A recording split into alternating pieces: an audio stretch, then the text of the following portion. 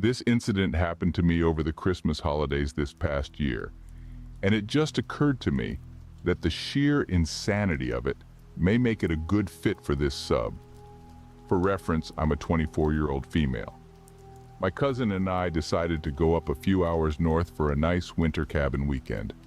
It went great, nothing creepy at all. On our final day, we packed up at 6 a.m. and hopped in the car to get an early start on the 5-hour drive we had ahead of us. It was a foggy morning, not actively snowing, but previous snowfalls had piled up quite a bit, making the drive a little risky in the dark early hours of the morning.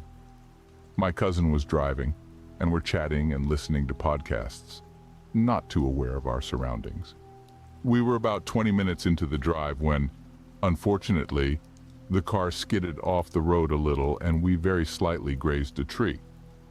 We got out to take a look, and by some miracle, there was no damage or anything on the car. As my cousin and I started to laugh with relief, we were just thanking our luck. I shielded my eyes because of some idiot with their crazy high beams coming up behind us.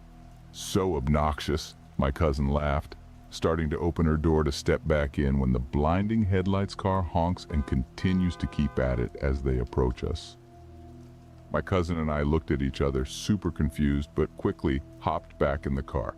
The car begins to slow down and we're able to see a man in the driver's seat, and he finally takes his hand off his horn and pulls up right next to my cousin's car.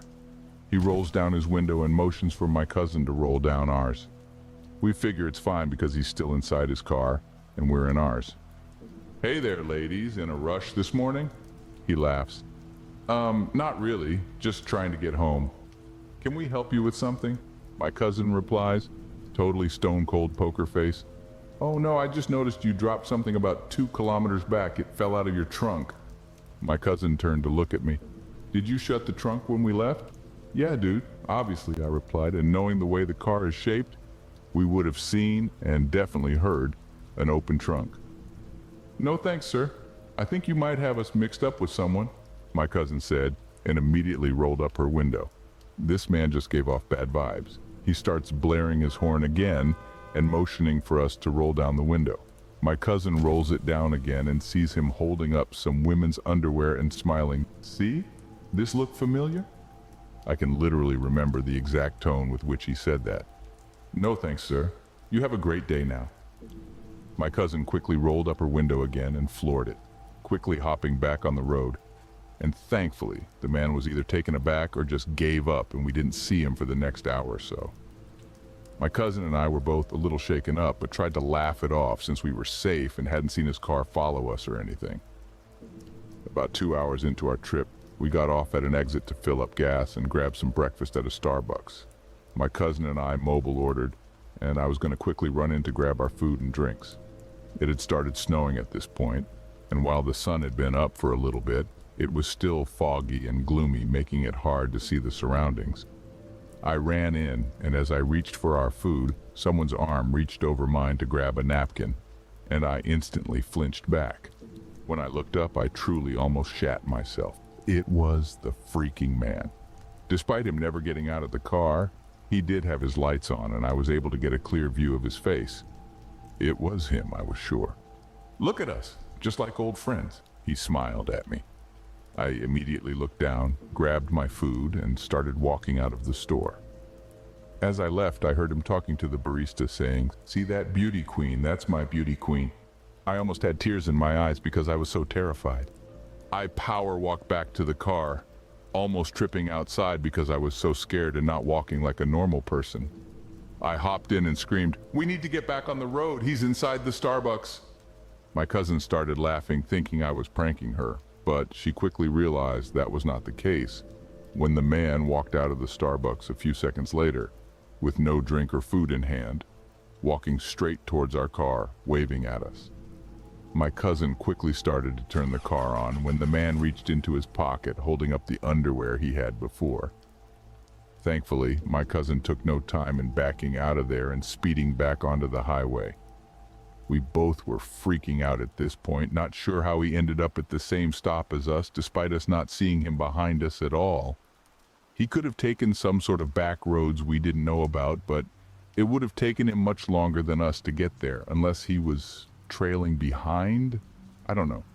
We quickly tried to find an alternate route on our Maps app, and thankfully there was one that made us go through some local roads which we hoped might help. Of course, with our luck, as we were going through a smaller town, I felt the car getting gradually lower on my side. We pulled over at a well-lit gas station and realized we were losing air in one of the tires. We were both too scared to get out, but figured if we went out together it might be less scary. So we did. We filled up the tire with some air and it seemed to be okay. We got back in the car and back on our way. Everything seemed fine until 10 minutes later when this car seemed to appear out of nowhere directly behind us. My cousin and I looked at each other, having no idea what to do if it were the man. Our suspicions were confirmed when he blared his stupid horn yet again and then quickly swerved off the road to get right next to us. So, this time he was on my side. He had his window rolled down and was screaming at us. At this point, I didn't give a crap and called my brother-in-law, who's a cop. I know I should have called the police directly. It was a stupid move, but at the moment I was trying to justify this as being not that serious.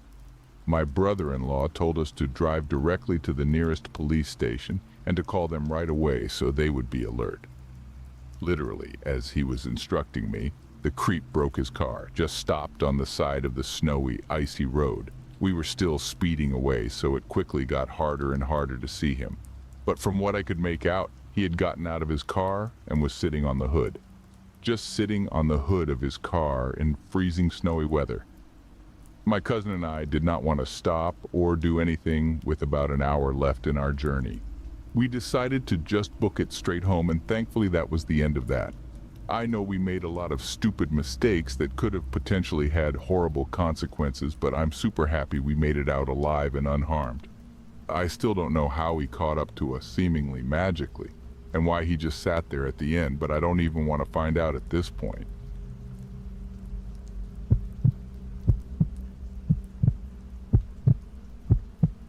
This was actually something that happened to my mom, and it disturbed her so much that she recalled it in great detail. Note that it isn't paranormal or creepy as such, but it is a little unsettling. My mom and aunt were driving through the Welsh mountains about a month or so ago. She said it was raining, common in Wales, and there weren't many cars on the road. The roads are often quite isolated in this section of Wales. She said as she was driving, she slowed down to let an old woman cross the road. She said the woman was very old-fashioned looking, carrying what looked like a shopping bag, wearing wellies, and wearing a raincoat with a headscarf on. A pretty stereotypical old lady who seemed to be crossing the road. However, as my mom went to carry on driving after she'd crossed, the old woman suddenly turned round and started crossing the road again in the opposite direction in front of my mom's car. My mom was a little unsettled, but she assumed that maybe the woman had a change of mind and decided to cross back. However, when she reached the opposite side of the road, she turned round again and walked back in front of the car. At this point, my mom's car is stationary. Thankfully, there were no cars behind her. Both my mom and aunt were concerned. My aunt got ready to get out of the car and assist the old woman, thinking she was senile and needed some help. But she glared angrily into the window of the car, and my mom said she was certainly not the type of woman who could be helped easily. Apparently, her facial expression was one to be frightened of. The woman repeated this about 5 times, darting to and from each side of the road, and eventually, my mom was able to drive past her and carry on. She flashed her headlights to warn another car coming in the opposite direction, and when looking through the mirror, she said she spotted the woman doing the same thing to this car. The strange thing is, if you've driven through the mountains in mid-Wales, the roads are extremely isolated. So my mom said she didn't know where the woman came from in the first place. It was almost like she appeared out of nowhere. The roads are like this, so the fact she just seemingly appeared and was acting as strangely as this is a bit unnerving. I assume it was mental illness or dementia that was making her behave this way. However, the scenery, the setup, the weather, and her bizarre behavior made it a very unnerving encounter.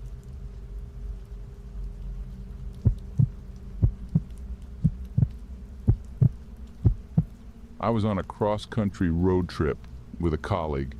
We were driving through West Texas on a major highway. In the area where we were, even the major highway was pretty desolate.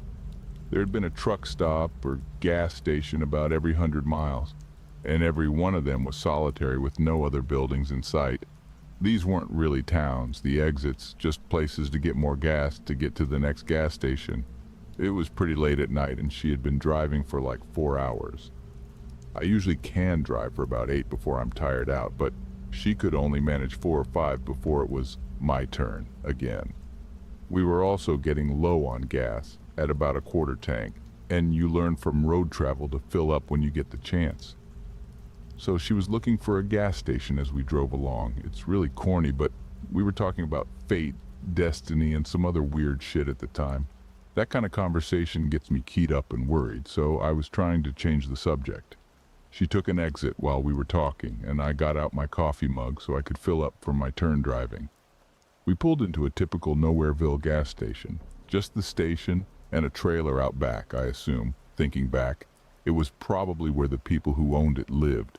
There was another car parked in front of the doors off to one side. We got out, still talking, and walked up to the double doors, each of us grabbing a door handle. The doors were locked.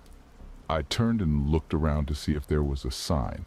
Sometimes places will put up a "back in 5 minutes," and noticed several things in succession. The coffee maker inside was halfway done brewing a fresh pot of coffee. The monitors that showed the store were visible from outside, where we were, but all of them were showing static, and there was a splash of bright red on the door in the back of the place, which was closed. I suddenly realized I was looking at a huge streak of blood with handprints in it. Every hair on my neck stood up. My friend began shaking the door, yelling, "We need to get gas!" But I had already turned and walked away from the doors. "We have to leave, now!" I grabbed her arm and started propelling her back to the car.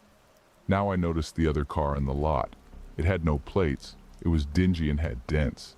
There was an empty gun rack in the window of it. I ran to the car, dragging her with me.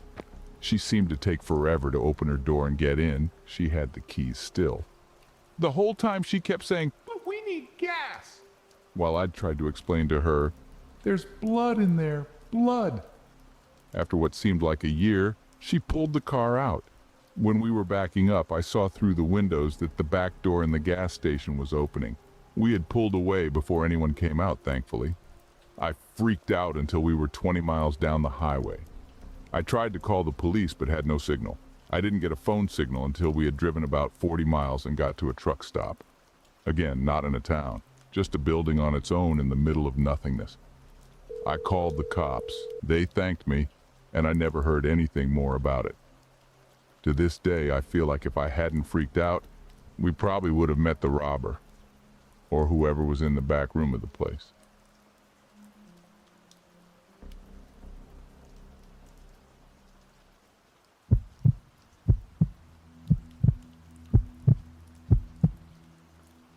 I was camping in the middle of nowhere in Washington near Mount Rainier. Not an official campground, just way out in the forest where I wouldn't have expected another human for miles. One night I wake up and hear something, open my tent, and there's a guy sitting by where my fire had been right outside my tent. Nothing particularly noteworthy about the guy, just a fairly regular looking dude just sitting there a couple of feet from my tent. No bag or pack or anything with him, just a guy. He saw me open the tent, his eyes got huge like he had just seen a ghost, and he took off. It shook me up pretty badly, but over the next day I managed to put it out of my mind fairly well, after writing it off as just some odd occurrence and a guy who was probably high or something, and had somehow managed to set up a camp coincidentally not far from mine. Then 2 days after that, and 10, 15 miles away in totally random directions, that nobody could take the same path as on accident. I was sitting by the fire that night and started hearing noises that I got more and more convinced were a person. I called out to them, and out of the darkness, someone was like, "Do you know how to get to Bell's Canyon?" I said, "No, I don't even think that's a real place there." They kept talking from just out of my line of vision. I tried to see them with my flashlight, but they yelled, "Aim that away," and Kind of spooked and not wanting to piss off a potentially crazy person, I did. After like 15 minutes of me being very freaked out and them talking and asking completely random questions from the darkness, it sounded like the voice had gotten closer. So I shined my light that way again, and it was the same dude who had been outside my tent 2 nights before. He had to have followed me almost 15 miles over 2 days, because there was no way he could have just accidentally wound up in the SAME spot as vast as that wilderness is. No possible way. As soon as my light hit him, he took off again. I started to chase him but didn't want to get lost in the wilderness in the dark, so stopped quickly after probably only 100, 200 feet. This one couldn't be written off because the only way he could have been in both places is specifically if he was following me. I decided the trip was very over first thing in the morning and hiked back out over 3 days. I was constantly doubling back, trying to throw anyone following off my trail. I really can't describe how terrifying it was to feel like I was being hunted through the woods and to actually have to brainstorm on things I could do to avoid potentially being murdered. On the first night of hiking out, twice I heard what sounded like a person walking circles outside my tent. But by the time I mustered the courage to look, nobody was there. On the second night, I heard what I thought was an animal making noises at first in the distance, but slowly decided sounded more like a human making animal calls, but could have actually been an animal, but I didn't actually see the guy again. But it really sounded like a person making howling noises. I literally almost cried when I finally got back to my car. The relief was so strong. To this day, probably the most terrifying experience I've ever had. I have no idea who the guy was or what his intentions were and no way of getting an explanation, but I really can't articulate just what a terrifying few days it was.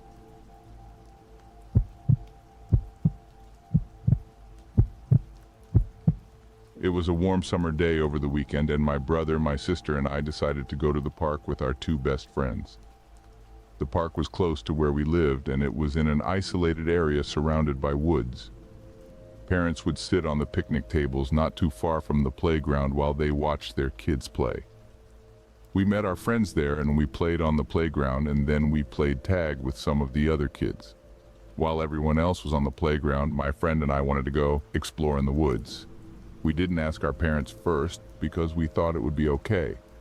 We started hiking and we discovered a stream. My friend and I loved science and rocks and minerals, so we started searching for cool rocks. We continued exploring until we thought we heard something or someone walking in the woods because the leaves were crunching. We thought it was an animal, so we looked around but didn't see anything or anyone, so we continued exploring. As we made it farther into the woods, I got an uncomfortable feeling that someone was watching us, so I asked if we could go back to the playground. My friend said sure because our parents would worry if they didn't see us. We hiked back and continued playing on the playground. As we were swinging on the swings, we saw a little boy wander off in the woods to explore. We noticed a car parked on the other side of the woods, and a guy came out from behind a tree and closer to the little boy. It looked like the guy was trying to lure the boy to come with him. The boy started to go with him and the guy tried to grab him, but just then his parents noticed and called for him to come back. The guy that wanted to kidnap him took off running into the woods and drove away quickly. One of the parents got a picture of the kidnapper though. My friend and I were freaked out because we were in the same spot as the guy. He could have been hiding behind a tree watching us the whole time or took off with one of us running. Thank goodness we are both okay, and one of the parents noticed and saved the boy from getting kidnapped. After that, my family and friends all went home. We decided never to go back to that park ever again.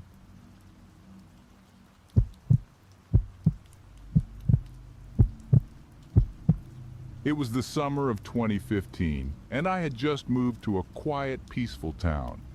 The community was nestled in the heart of nature, surrounded by dense forests and a park where families gathered to enjoy picnics and children played on sunny afternoons. This park, however, would soon become the center of something far more sinister. One sunny afternoon, I decided to take a leisurely stroll through the park, my dog Bella wagging her tail by my side.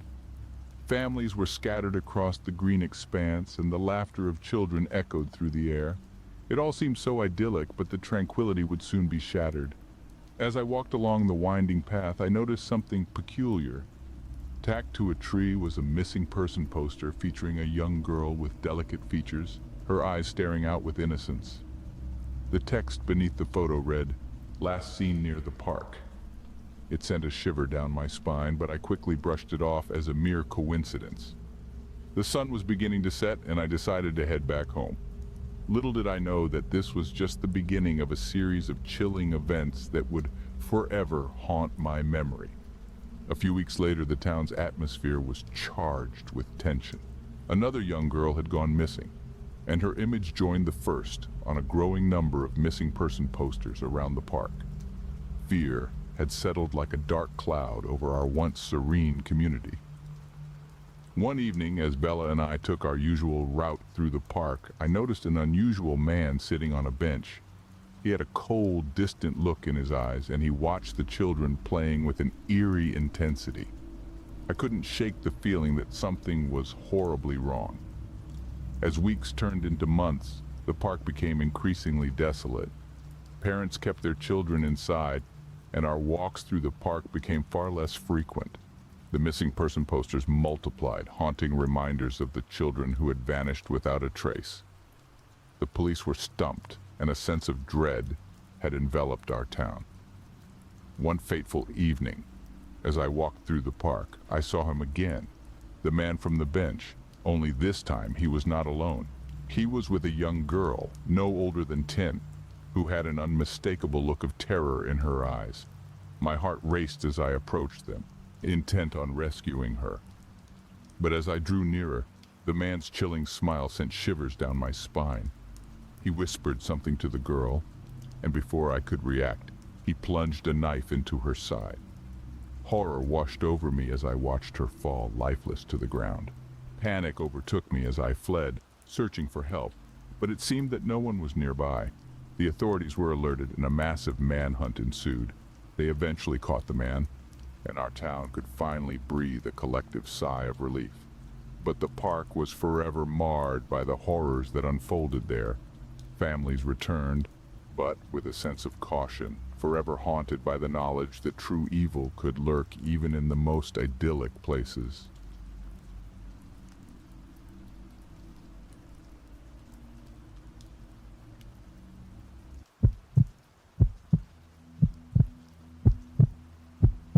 We were hitchhiking through Europe with my then boyfriend, and on our way back home, a truck driver picked us up.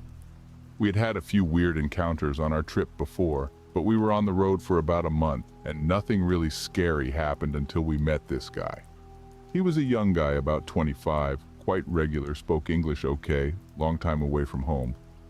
I was a bit younger with my boyfriend being around his age. My boyfriend was tired, so he took a seat on the bed in the truck and wasn't really trying to hold a conversation. During our trip, we switched turns as I usually do when I hitchhike with someone. One person talks with the driver and the other relaxes in the back. So I was in the passenger seat.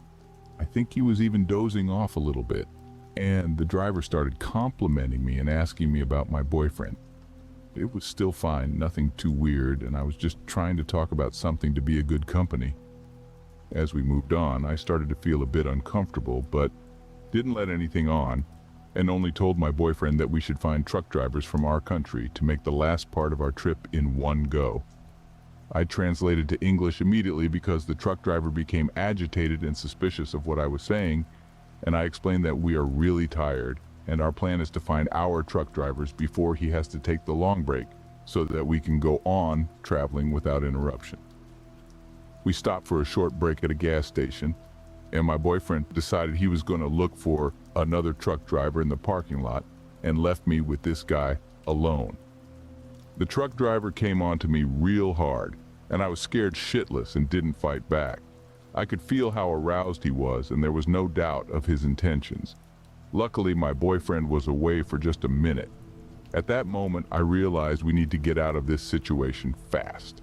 I didn't want to say anything to my boyfriend because I was scared of how he would react, so I decided to pretend nothing had happened. I was determined to get out at the next stop. We reached a large gas station for truck drivers only and told our driver we were going to go look for other drivers that were heading our way. In between, on our way to this station, this guy got in touch with another driver saying he could also take us, maybe one at a time. Damn, I thought. Now he's planning a threesome. When I was finally alone with my boyfriend, I remained calm and just hinted at what had happened and insisted that we are not staying with this driver no matter what. It took us about 5 minutes to find a group of truck drivers from our country. They were having beers and cracking jokes, and 2 of us agreed to take us. I jumped with joy. We went back to the truck to get our things. The guy had already brought his friend along and was offering my boyfriend to take a shower at the gas station he was going to pay for him. For no obvious reason, he was quite persistent, and, as I very well remember, he never offered it to me. Needless to say, these 2 guys were very disappointed to see us go. I still remember how they were looking at me when I was taking our backpacks from the truck. I have never told my ex-boyfriend the details. I was just lucky that we were away from that truck driver, and I think he has never realized how bad the situation was at that time. I was playing it cool the whole time, but inside I was shaking. I could see how desperate that truck driver was, and how much he wanted to get rid of my boyfriend. I was so angry at myself for staying with him in the truck by myself, but then all of our things were there, and angry for not fighting him back, but it was so sudden and I got really scared.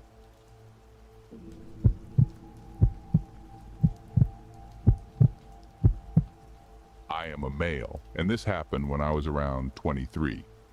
Before I start, I need to provide a little backstory. I grew up in a very sheltered life, usually only leaving the house for grocery runs and doctor appointments.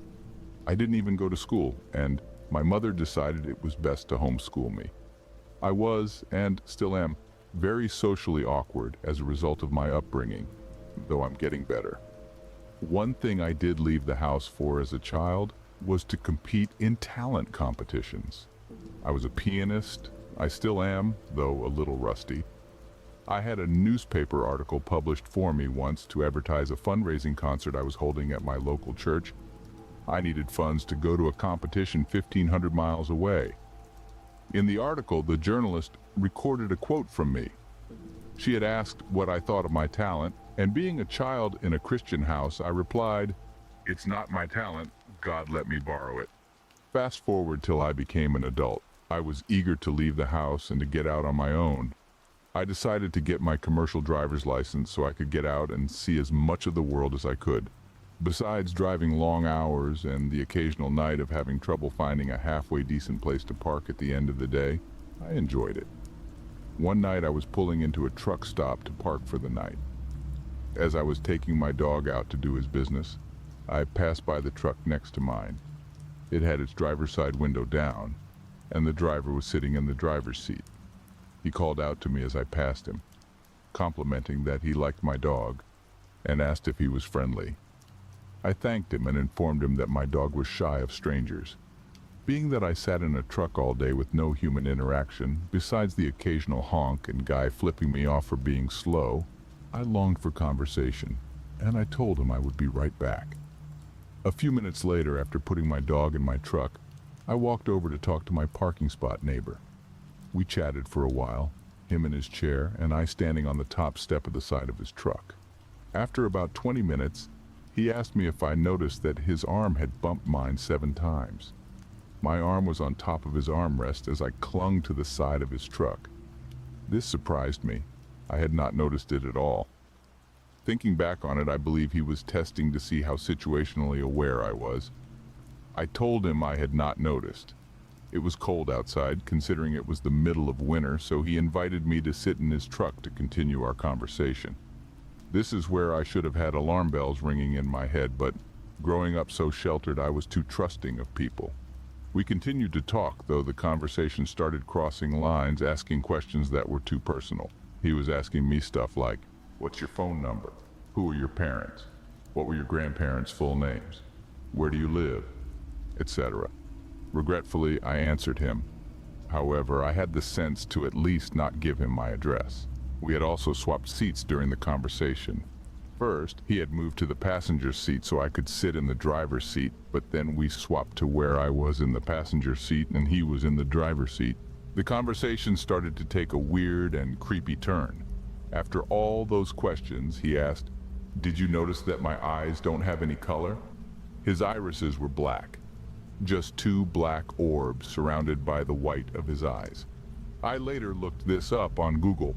There is apparently a rare condition that causes someone's eyes to be so dark brown that they appear black. This is where I started to feel very uneasy. He started talking about my childhood, and this is when he said something that disturbed me the most. He asked, "Didn't you have a talent as a kid?" I said yes, and that I played the piano. He replied, "Wouldn't that be a lie since you only borrowed it?" I had not mentioned to him anything about that article, and the city it was from was too small to be noticed by someone who lived so far away. I was ready to get out of there.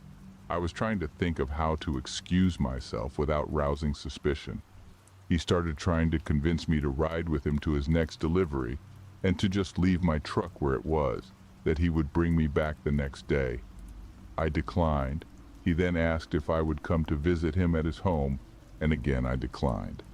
It had been several hours, so I decided to tell him I need to take my dog out to do his business again, so he didn't go in my truck. I exited his truck and took my dog out again. But this time when my dog was done, I went back in my truck and locked the doors. I also tilted both seats forward so it would be difficult for him if he entered my truck, buying me time if needed. The next morning, he was gone.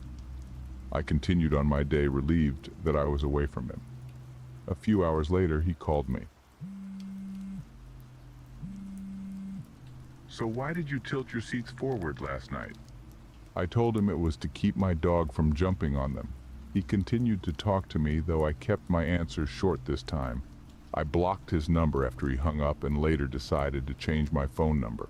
I know I was lucky that it didn't go further than a creepy conversation. I'm more careful now about who I talk to and where I am. Be careful, everyone. Never get into a stranger's vehicle, no matter how friendly and innocent they seem. I've learned my lesson.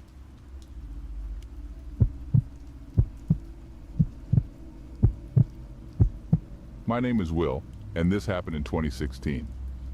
I was a trucker, crisscrossing the highways of America, chasing that white line down the road. Those long, lonely nights on the road were part of the job. I had heard my fair share of trucker tales, and I never paid them much mind. That was until that fateful night in 2016. The sky was shrouded in darkness, heavy clouds blotting out the moon and stars. My rig's headlamps cut through the night, and the only sound was the hum of my engine and the crackling of the radio. The desolate highways stretched out before me, winding through a dense, foreboding forest. I had been driving for hours, and exhaustion was starting to set in.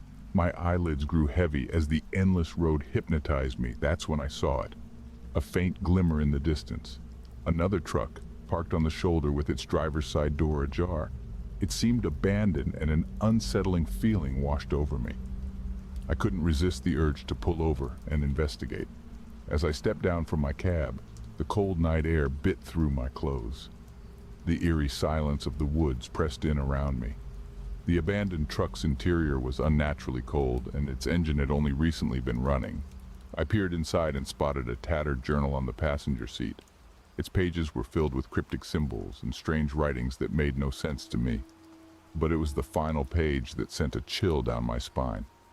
In hastily scrawled words, it read, "They're watching." A whispering wind seemed to carry voices from the surrounding woods, the trees coming to life in the darkness.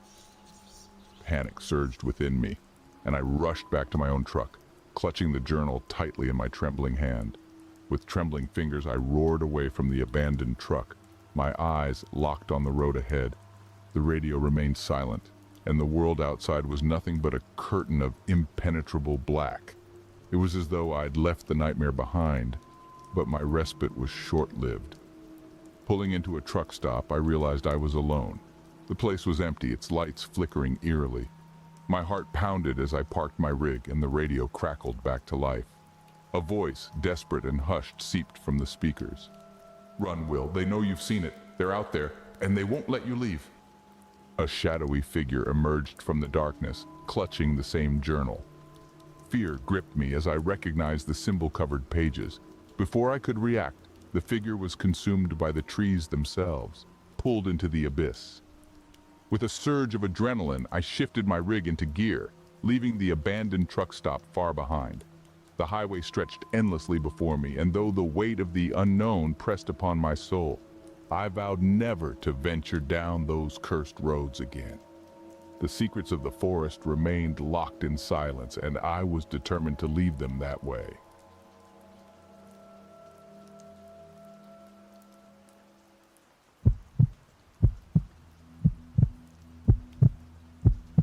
I decided to visit the largest forest in my county to unwind and reconnect with nature. Seeking a quiet place away from the usual trails, I asked the local forestry office for a good spot. They pointed me to a nice area a bit down the road. With no phone reception and a rare patch of blue sky in the UK, I embraced the spontaneous trip. Walking along the path, I noticed a clear area to my right. Wanting to get closer to nature, I went off the main trail into the trees. It was a pleasant experience.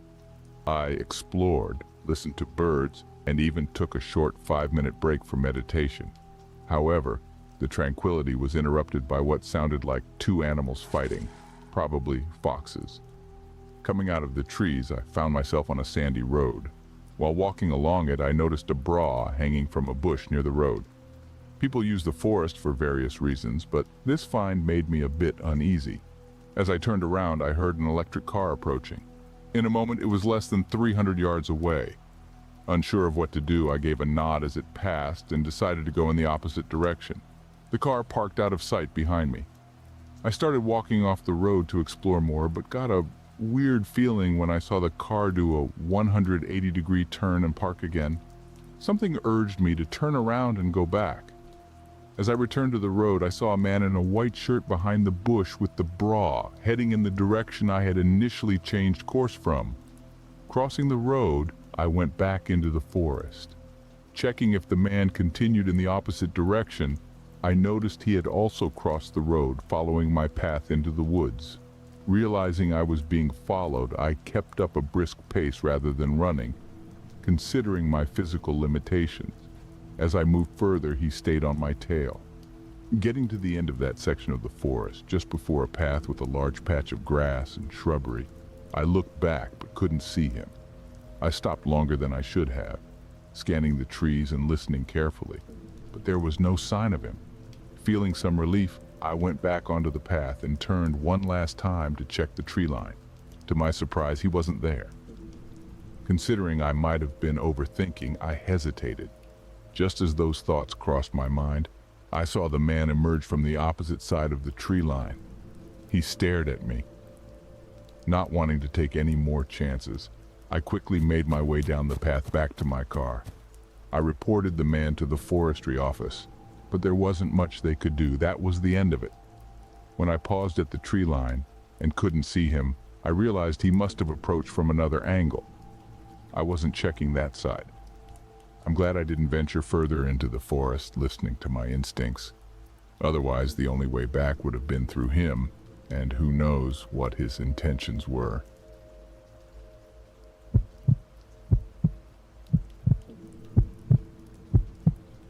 In 2016, at 31 years old, I bought my first house. It was a big deal, especially after ending a rocky on and off relationship that lasted 5 years. The house, a small 2-bedroom place from 1950, got some updates, like a dirt crawl space for storage and a good-sized fenced yard with 3 gates. A metal one, a small entrance to the front door, and an old wooden gate to a covered garage-like area. Working as a nursing assistant meant I often did night shifts. Early on, some weird stuff started happening. After one night shift, I came home to find store-bought apples scattered across my front yard. They weren't from a tree, just placed there with stickers tossed around. Tired, I figured it was probably just kids messing around. A few weeks later, after another night shift, I found beverage cans arranged in a circle around my fire pit. I had a house sitter over the weekend while I was away, and they had friends over. I thought it was just neighborhood kids being playful. More time passed, and after returning from a night shift, I saw all three of my gates wide open. They were closed and latched when I left. Feeling a bit uneasy, I was tired, so I told myself not to get freaked out over kids being annoying and went to sleep. On a weekend off, I went to the movies with my cousin. Before leaving, I locked my dog inside, locked the door, and left the porch light on since it would be dark when I got back home. When I returned, though, my dog was outside. The door was unlocked and the porch light was off. The switch for the light is inside, and this time, I was really creeped out. I called my dad to check the house, thinking someone might be inside or in the crawl space, but he found nothing. To feel safer, I decided to get a roommate, a guy from work. I thought having a big guy around might make whoever was messing with me think twice. I was wrong. One night, when my roommate was working a night shift, I fell asleep on the couch watching a movie. I woke up to a missed call from an unknown number. Trying to call it back didn't work, and moments later, I got a text asking about the movie. Investigation revealed the number came from an app allowing anonymous calls or texts. Feeling super creeped out, I rushed to my window, closed the blinds, and locked the door. They persisted, claiming to see me and urging me to come outside. To my horror, they identified themselves as Corey, a name I didn't know. Ignoring the texts eventually brought relief and the weird messages stopped. I waited until my roommate got home before feeling safe enough to sleep. Nothing like that happened again, and I still live in the same house with my now husband. There's been no explanation for any of it, and I'm open to hearing what others think about this weird chapter in my life.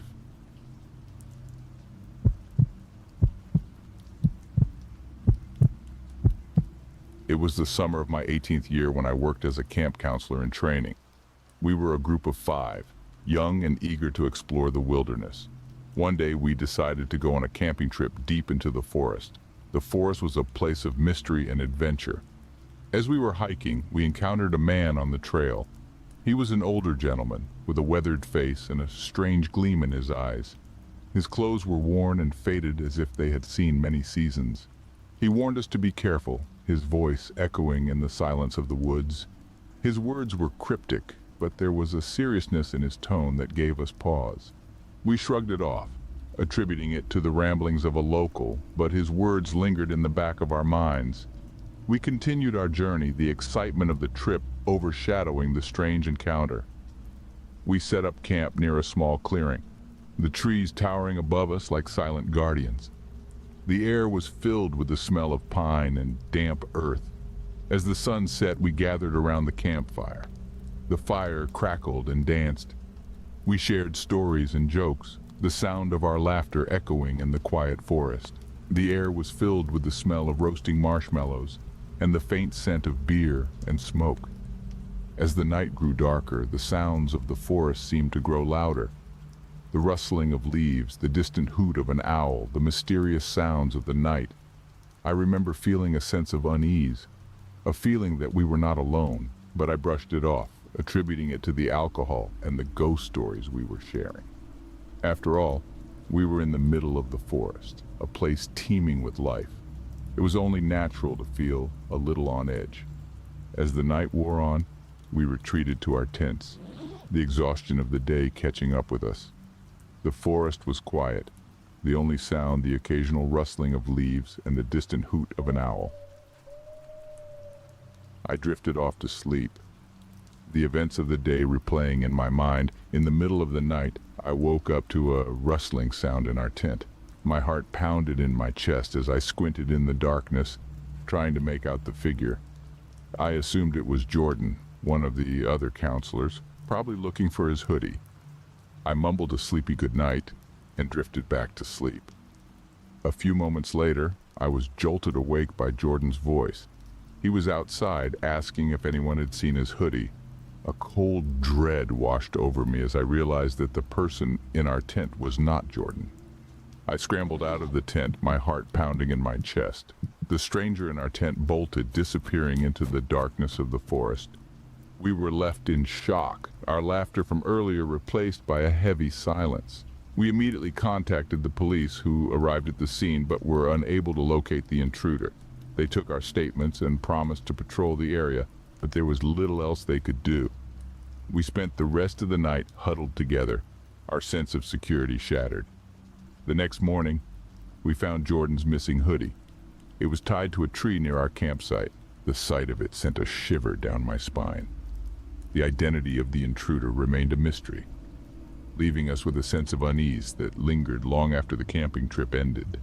That experience has stayed with me, a haunting memory of the summer I spent as a camp counselor.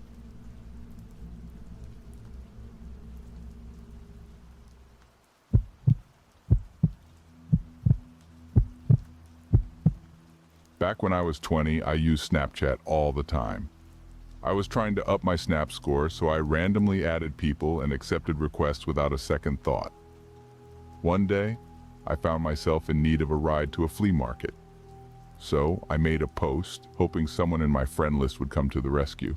To my surprise, a guy I'd never really chatted with, just a Snapchat connection, stepped up. He offered a 2-hour drive, all expenses covered. It felt strange, and my gut wasn't vibing with it, despite the seemingly friendly offer. Trying to be cautious, I declined, but he insisted, claiming he was bored. That definitely raised a red flag. In an attempt to ease my unease, I asked for a photo of him, but he wasn't done. He wanted my address. Being cautious, I played it smart, giving him the address of a nearby mall, not my actual home. He agreed and said he'd be there soon. Even after the decision, that lingering unease persisted. Something just felt off. So I crafted a text, spun a tale about a friend unexpectedly showing up. I thanked him and casually suggested we could grab a coffee sometime, although I had no intentions of that. Fast forward about a year, now 21, working at a bookstore. On a lunch break in my car, I scrolled through Facebook and stumbled upon a news piece. There he was again, the face from my Snapchat saga a year ago, arrested for some serious stuff. The news revealed he was arrested for attempted kidnapping and assault. Apparently he had a history of targeting unsuspecting individuals through social media, gaining their trust before attempting to carry out his sinister plans. It sent shivers down my spine, realizing just how close I came to being a victim. Reflecting on it all, I understand that people can change. Life throws curveballs, but that lingering feeling of dodging a bullet by trusting my instincts sticks around. It's a stark reminder. Trust those gut feelings, especially when facing unexpected offers of help in the tangled web of the online world.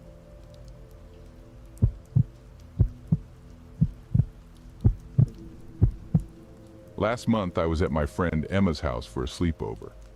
Emma is way more into social media than I am and introduced me to Reddit. She convinced me to make an Instagram account not too long ago. Unlike me, she's on every social media site imaginable: Tumblr, Reddit, Instagram, Twitter, Snapchat, and more. She even uses multiple messaging apps like Kik. She's always been the social butterfly, whereas I prefer my books.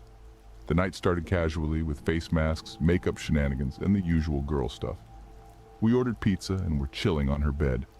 Emma was scrolling through her favorite sites, and I was exploring her extensive makeup and nail polish collections when something caught my attention.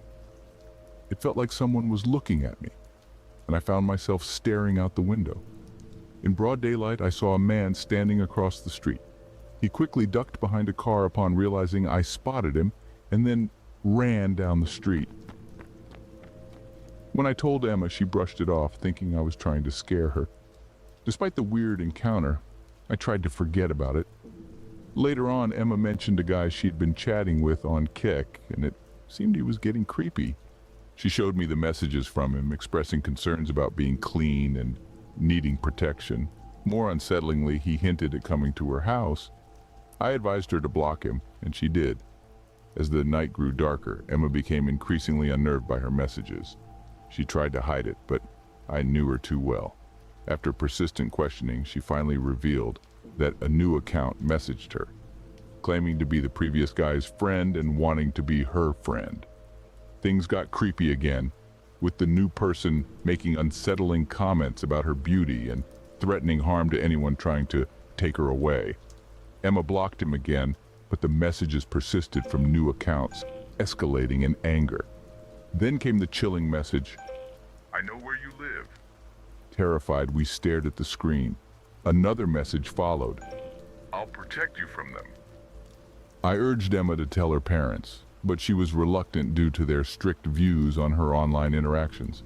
The disturbing messages continued, demanding answers and offering protection. In the midst of our argument, loud bangs woke us up at 2 in the morning. Someone was throwing rocks at Emma's window. Her parents were alerted, and when we investigated, I saw the same man from earlier. After the chaos subsided, Emma found new messages on her phone. "Let me in," repeated incessantly, along with a picture of her house. The final message was a sinister, "Good night, Emma." We couldn't sleep that night. Since then, Emma has felt watched, believing someone is following her. She receives messages urging her to seek protection from them.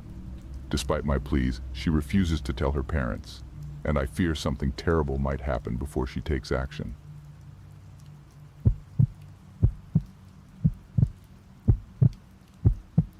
Living in the age of constant connectivity, I'd always considered myself a savvy social media user. I was cautious about what I shared, mindful of my privacy settings, and always selective about the connections I made online. Little did I know my carefully curated digital existence was about to become a terrifying reality. It started innocently enough, a friend request from a stranger. Their profile was devoid of any personal information, just a black silhouette as their avatar and an empty bio. Curiosity got the better of me and I accepted the request. What harm could it do? A few days later, the messages began. They were harmless at first, simple comments on my posts, but they gradually became more intrusive and more personal. The sender seemed to know more about me than I was comfortable with, asking questions about my life, my whereabouts, and my routines. I tried to ignore them, but their persistence was unnerving. One message in particular sent a chill down my spine. It contained my address, my phone number, and even my work schedule. I was no longer just a faceless profile on the internet. I was a tangible person with a real life, and this stranger was watching my every move. Fear gripped me and I desperately tried to block the sender, but they were always one step ahead, creating new accounts to continue their relentless pursuit. I felt trapped, exposed, and utterly vulnerable. One night, the terror reached a new level. A noise outside my bedroom window jolted me awake. I peered out into the darkness, my heart pounding in my chest. There, standing in my yard, was the silhouette from my social media nightmare. Their face was obscured, but their eyes gleamed with an unsettling intensity. Panic surged through me. I scrambled out of bed and raced into the hallway, only to hear footsteps echoing close behind. I ran blindly, my mind racing, desperately searching for an escape. They burst into my house, the sound of their heavy footsteps reverberating through the halls. Adrenaline fueled my flight, but they were relentless, their presence growing closer with each passing second. I found myself cornered in the bathroom, the door the only barrier between me and the unknown terror lurking just beyond. Desperate for protection, I fumbled with the lock, my hands shaking uncontrollably. Just as I secured the door, the intruder slammed into it, the force rattling the frame and sending a wave of fear through me. I could hear their muffled threats, their voice laced with a twisted satisfaction. Trapped in the small confines of the bathroom, I reached for my phone, my fingers trembling as I dialed 911. The operator's calm voice seemed to offer a lifeline amidst the chaos. I poured out my story, my voice laced with terror, as I listened to the sirens wailing in the distance. The door shuddered under repeated blows, the hinges creaking ominously. I held my breath, my heart pounding in my chest, praying that the police would arrive before the intruder breached my sanctuary. Finally, the sound of sirens grew louder, the flashing lights painting my room with an eerie glow. The intruder hesitated, their movements faltering as they sensed the imminent arrival of law enforcement. With a final, frustrated bang against the door, the intruder fled into the night, leaving me trembling in the darkness. The police arrived moments later, securing the scene and escorting me to safety. The arrest of the intruder brought a sense of relief, but the fear lingered. The experience had shattered my trust in the digital world, revealing the dark underbelly of social media and the anonymity it so readily provides.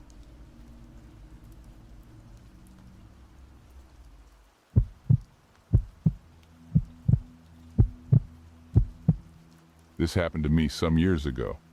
I needed a break from the city life, so I decided to rent a cabin in the woods for a week. It was supposed to be a relaxing vacation, just me and nature, but it turned out to be the worst mistake of my life. The cabin was cozy and rustic, with a fireplace and a porch overlooking the lake. I unpacked my bags and settled in, feeling a sense of peace and calm. I spent the first day hiking, fishing, and reading by the fire. It was exactly what I needed. The second day I noticed something odd. There was a trail of footprints in the snow outside my cabin. They looked fresh and they circled around the cabin as if someone had been snooping around. I felt a chill run down my spine. Who could it be? Was it the owner of the cabin checking up on me? Or was it someone else, someone with ill intentions? I decided to ignore it and hope for the best. Maybe it was just an animal or a curious neighbor. I locked the doors and windows and tried to enjoy the rest of the day.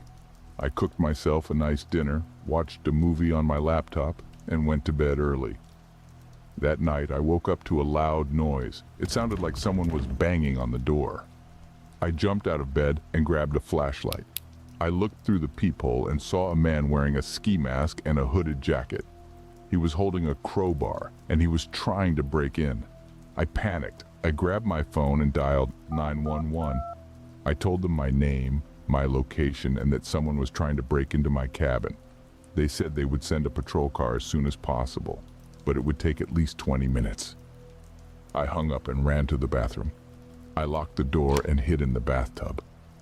I hoped the intruder would give up and leave, or that the cops would arrive in time. I heard the door splinter and crash. I heard footsteps and heavy breathing. I heard him searching the cabin, opening drawers and cabinets. I heard him getting closer to the bathroom. I held my breath and prayed. He kicked the bathroom door open. He saw me in the bathtub. He raised the crowbar and swung it at me. The next thing I remember is waking up in a hospital bed. I had a bandage on my head and a cast on my arm. I was surrounded by police officers and doctors. They told me I was lucky to be alive. They said they had caught the intruder and arrested him. It was a serial killer who had been stalking me for months. He had killed several people before me, and that I was his next target. They told me they had found his car near the cabin, and that it was filled with weapons, tools, and photos of me. They told me he had been obsessed with me, and that he had planned to kidnap me and torture me. He was charged with multiple counts of murder, and was sentenced to life in prison without the possibility of parole. I still think about this incident to this day. I'm just lucky to be alive writing this story to you guys.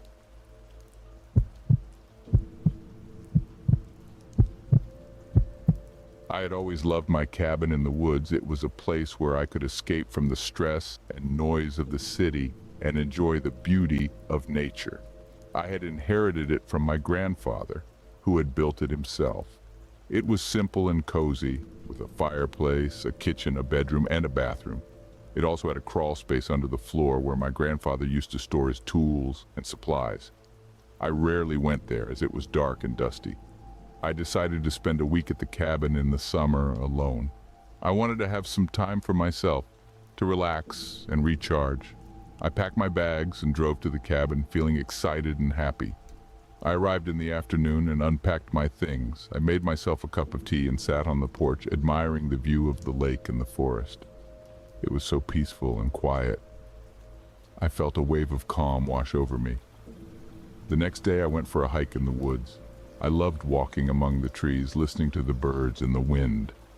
I followed a trail that led me to a waterfall, where I stopped to take some pictures. I spent a few hours exploring the area and then headed back to the cabin. It was getting dark and I was hungry and tired. When I got back to the cabin, I noticed something strange. The door was slightly ajar and the lock was broken. I felt a surge of fear and anger. Who had broken into my cabin? I grabbed a stick from the ground and cautiously entered the cabin. I looked around and saw that everything was in disarray. The drawers and cabinets were open and the contents were scattered on the floor. The couch cushions were ripped and the fireplace was cold. Someone had been here and they had searched the cabin for something. I checked the bedroom and the bathroom and saw that they were also ransacked. My clothes, my toiletries, my books, everything was thrown around. I felt violated and furious. I wondered if they had taken anything, or if they were still here. I searched the cabin for any signs of the intruder, but I found none. I tried to think rationally. Maybe it was just a burglar, looking for money or valuables. Maybe they had left when they realized there was nothing worth stealing. Maybe they were gone for good. I decided to call the police and report the break-in. I reached for my phone and realized it was missing. I had left it on the kitchen counter, but now it was gone. The intruder had taken it. I felt a pang of panic. I had no way of contacting anyone or getting help. I was alone in the middle of nowhere, with a stranger who had invaded my privacy and stolen my phone. I tried to calm myself down and think of a solution. I remembered that there was a payphone at the gas station, a few miles away from the cabin. I could drive there and call the police from there. I grabbed my keys and ran to my car. I hoped it was still working and that the intruder had not tampered with it. I got in and started the engine. It worked. I felt a surge of relief. I drove away from the cabin as fast as I could. I reached the gas station and parked my car. I got out and looked for the payphone. I found it and dialed 911. I told them my name, my location, and what had happened. They said they would send a patrol car as soon as possible, but it would take at least 30 minutes. I hung up and waited. I hoped they would arrive soon and catch the intruder. I waited forever. It felt like ages, and then I spotted the police car's lights flashing. Relief and gratitude washed over me. I dashed toward the car and gave a nod to the officers. They threw some questions my way, then motioned for me to tag along to the cabin. Mentioned they'd check out the scene, hunt for clues, and promised to track down the intruder and slap the cuffs on. Assured me they'd do all they could to assist. I followed them to the cabin, feeling nervous and anxious. I wondered what we would find there, and if the intruder was still there. I wondered if he had done any more damage or left any more traces. We arrived at the cabin and parked our cars. We got out and approached the cabin. The door was still open, and the lock was still broken. The officers told me to stay behind them and be careful. They drew their guns and entered the cabin. I followed them, holding my breath. We stepped into the cabin, and it was a total mess. The officers combed through the place, scanning for any hint of the intruder, checked the bedroom, the bathroom, the kitchen, and the living room. Nothing. Their expressions turned into a mix of confusion and annoyance, shared that they couldn't spot any fingerprints, DNA, nada to ID the intruder. There was this one spot they missed, the crawl space. So they yanked up the floorboard, beamed their flashlights into the gloomy, dusty space.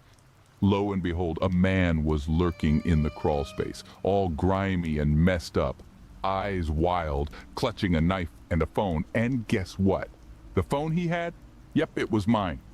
They shouted at him, "Drop the knife and get up." He did not comply.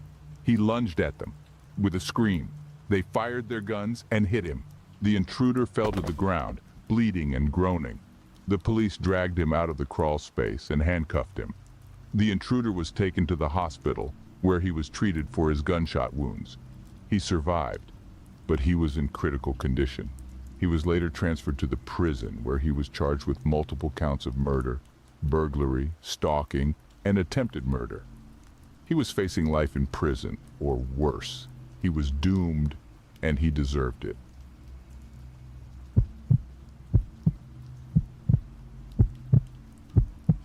I was looking forward to a fun weekend getaway with my friends Jake, Mia, Sam, and Kelly. We had found an old cabin in the woods online that looked cozy and rustic. We packed our bags, loaded our car, and hit the road. The cabin was about 2 hours away from the city, in a secluded area surrounded by trees. We arrived just before sunset, and we were amazed by how beautiful the place was. The cabin was made of wood with a stone chimney and a porch. It had 2 bedrooms, a living room, a kitchen, and a bathroom. It was furnished with old-fashioned furniture and decorations, giving it a charming and nostalgic vibe. We unloaded our stuff and decided to explore the cabin and the surroundings. Jake and Mia went to check out the bedrooms, Sam and Kelly went to the kitchen, and I went to the living room. I noticed a fireplace, a sofa, a coffee table, and a bookshelf. I walked over to the bookshelf and browsed through the titles. There were some classic novels, some history books, some magazines, and some journals. I picked up one of the journals and opened it. It was written by someone named Henry, who claimed to be the owner of the cabin. He wrote about his life, his hobbies, his family, and his thoughts. He seemed to be a happy and normal person until I reached the last entry. It read, March 23rd, 1994. Something is wrong. Something is very wrong. I can feel it in the air, in the trees, in the cabin. There is a dark presence here, and it is getting stronger. It is watching me, waiting for me, wanting me.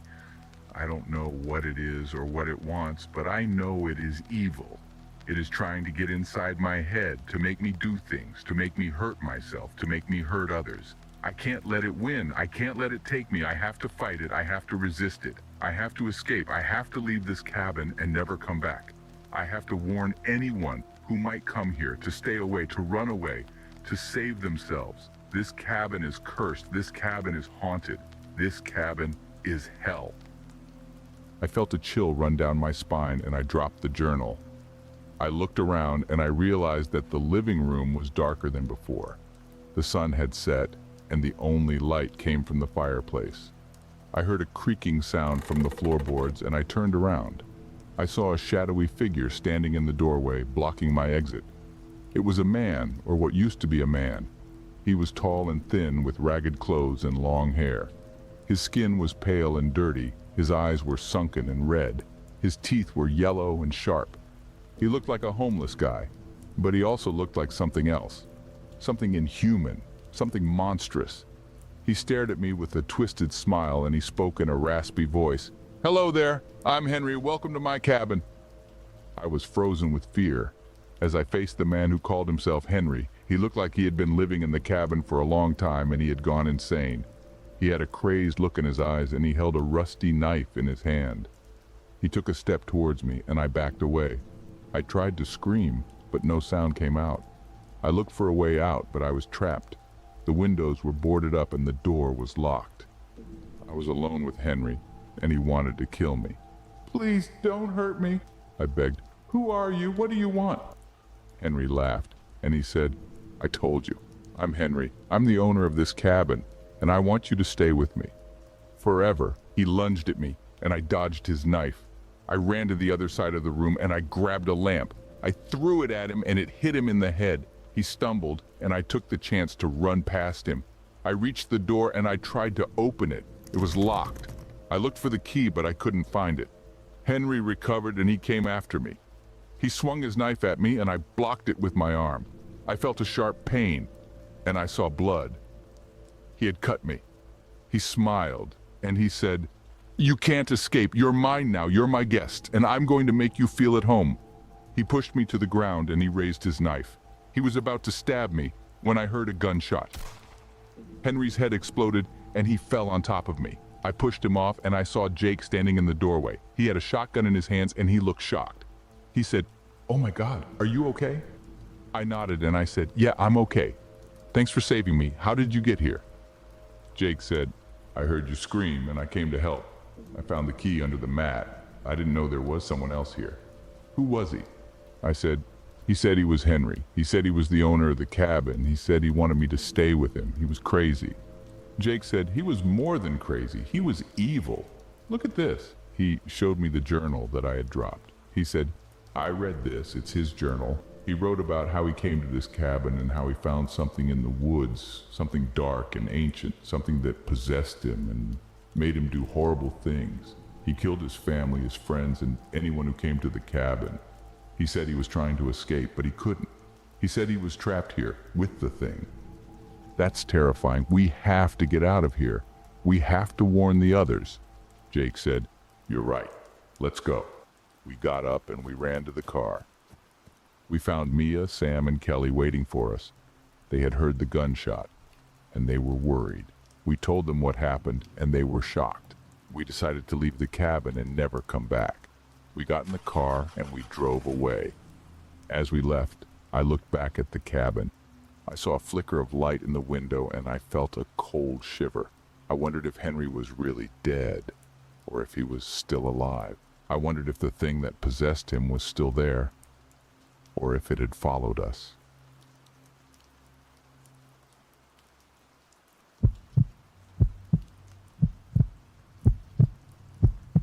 It was Thanksgiving, and the house was buzzing with anticipation.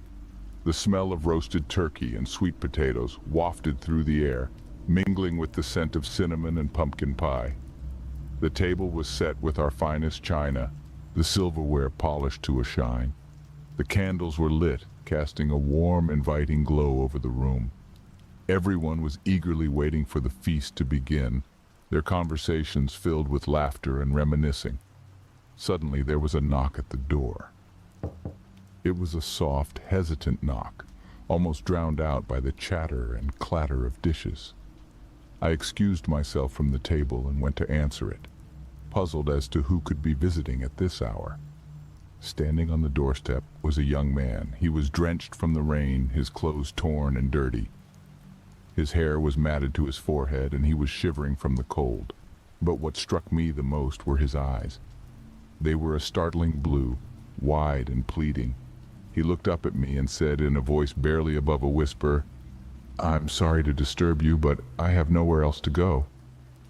Taken aback, I invited him in. I couldn't just leave him out in the cold.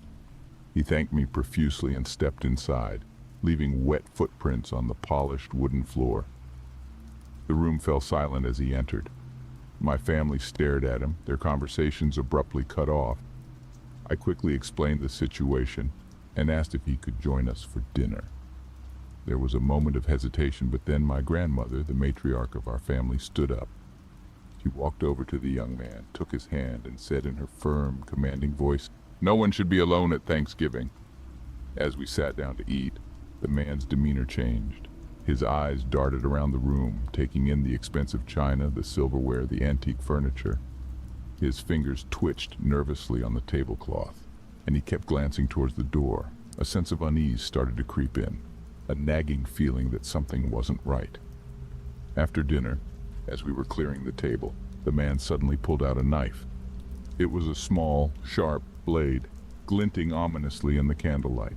He demanded that we hand over all our valuables. The room filled with screams as my family members scrambled to do as he said. The laughter and joy from earlier seemed like a distant memory, replaced by fear and shock. The man collected our valuables, stuffing them into a bag with a speed that suggested he had done this before. He then herded us into the basement, warning us not to try anything. The door slammed shut, leaving us in darkness. We could hear his footsteps above us, the sound of drawers being opened and closed as he ransacked the house. Hours later, when we were sure he was gone, we managed to break out of the basement. The house was a mess, our belongings gone. The joyous atmosphere of Thanksgiving was replaced by a chilling silence. The memory of the intruder, the terror he brought into our home, will always haunt us. It was a harsh reminder that not all strangers come with good intentions.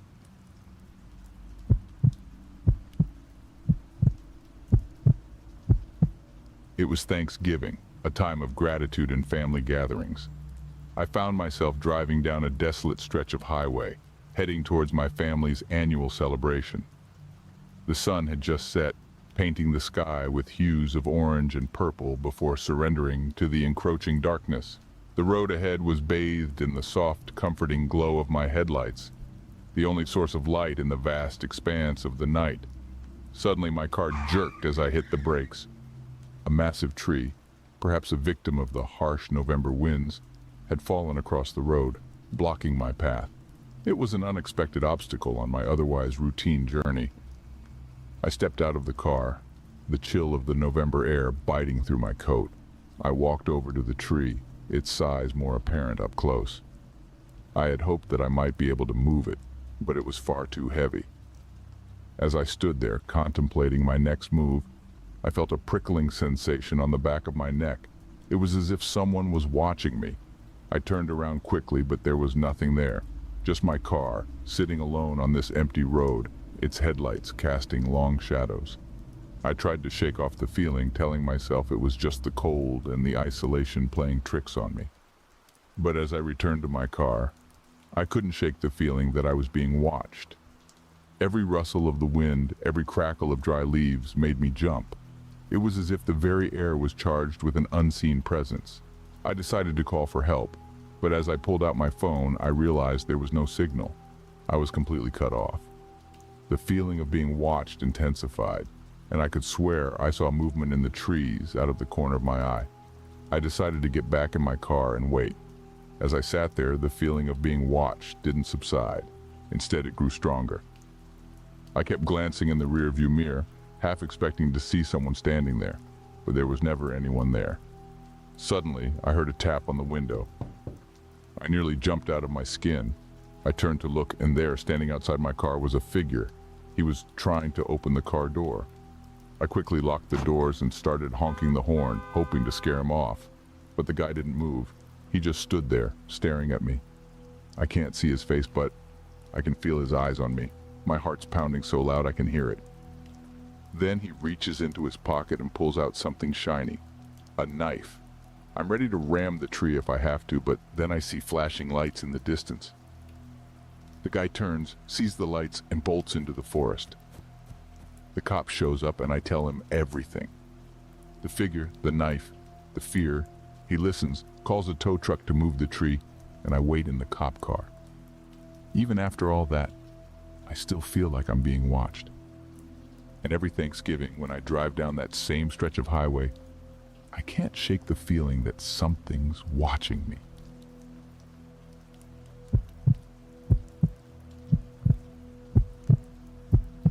This happened to me on Thanksgiving night of 2021. It was a typical Thanksgiving evening. The house was filled with the smell of roasted turkey, sweet potatoes, and pumpkin pie. The laughter and chatter of family and friends echoed through the halls. As the evening wore on, the guests began to leave, their stomachs full and hearts content. I was left alone in the quiet house.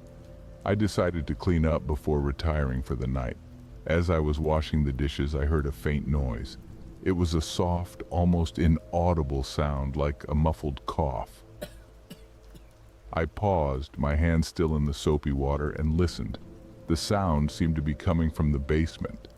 I felt a chill run down my spine. The basement was rarely used, mostly filled with old furniture and boxes of forgotten belongings. I dismissed the noise, attributing it to the old pipes or perhaps a stray animal that had found its way in. However, the noise persisted. It was subtle, but unmistakable. I could hear soft shuffling, like someone moving around. My heart pounded in my chest as I slowly approached the basement door. I grabbed a flashlight and steeled myself for what I might find. As I descended the creaky wooden stairs, the noises grew louder. I shone the flashlight around the room, its beam cutting through the thick darkness. And then I saw him. A man, huddled in the corner, his clothes tattered and dirty. His eyes, wide with fear, met mine. I was taken aback. 1,000 questions raced through my mind. Who was he? How did he get in? How long had he been there? But above all, I felt a deep sense of dread.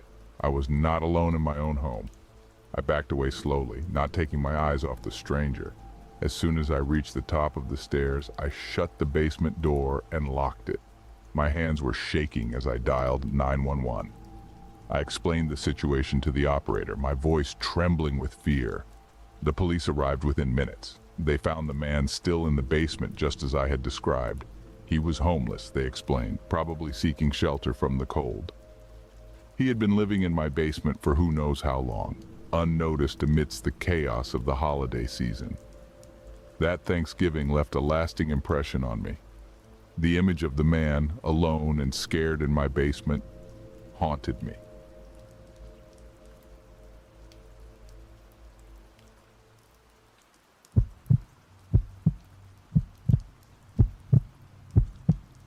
I've always been a bit of a loner, preferring the company of a good book to that of people. But after my friend's incessant nagging, I decided to give Tinder a try. I thought, what's the worst that could happen? Little did I know I was about to find out. I matched with a woman named Olivia. She was beautiful, intelligent, and seemed genuinely interested in me. We chatted for a few days, and I was smitten. She suggested we meet at a local coffee shop, and I agreed. The day of our date, I arrived early, nervously sipping my coffee as I waited for her. When she walked in, I was taken aback. She was even more beautiful in person. We hit it off immediately, talking about everything from our favorite books to our shared love of hiking. After a few more dates, things started to get serious. She invited me over to her place for dinner. I was excited but also a bit nervous. I had never been to a woman's house on a date before. When I arrived, she greeted me with a warm smile and led me into her apartment.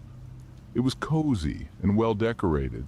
She had cooked a delicious meal, and we spent the evening talking and laughing. But as the night wore on, I started to notice something strange. She would occasionally glance at her phone, her expression turning serious. I asked her if everything was okay, and she assured me it was. As I was leaving, I discovered a piece of paper on her coffee table. It was a printout of my Tinder profile. What the hell? Why would she print out my profile? After a few weeks of dating Olivia, things took a turn for the worse. One night I was at home trying to unwind after a long day at work. Suddenly I heard a knock on my door. I wasn't expecting anyone, so I looked through the peephole. To my surprise, it was Olivia. She was standing there, her face pale and her eyes wide. She was knocking incessantly, her knuckles turning white from the force. I didn't open the door. Instead, I retreated to the living room, my heart pounding in my chest. Then I heard a tapping sound. I turned around and saw her at my window, her face pressed against the glass. She was mouthing something, but I couldn't make out the words. I was frozen in fear. I noticed a van parked across the street. It was a nondescript white van, the kind you see in movies. I couldn't see who was inside, but I had a sinking feeling that it was connected to Olivia. I called the police and they arrived shortly after. They found Olivia still outside my house and they arrested her. The van was gone by the time they arrived. In the following days, I couldn't help but reflect on what had happened. I realized that Olivia's behavior was not just obsessive, but potentially dangerous. The van, her presence outside my house, her knowledge of my personal information, it all pointed to a sinister plan. I couldn't help but think about what could have happened if I hadn't noticed the signs. What if I had opened the door that night? What if I had ignored the van? I shuddered at the thought. I realized that she might not have been working alone. The van suggested that there were others involved. Were they planning to abduct me? To harm me in some way? The possibilities were terrifying. This experience has made me rethink not just online dating, but also the importance of personal safety. I've learned to trust my instincts, to pay attention to the red flags, and to take action when something doesn't feel right.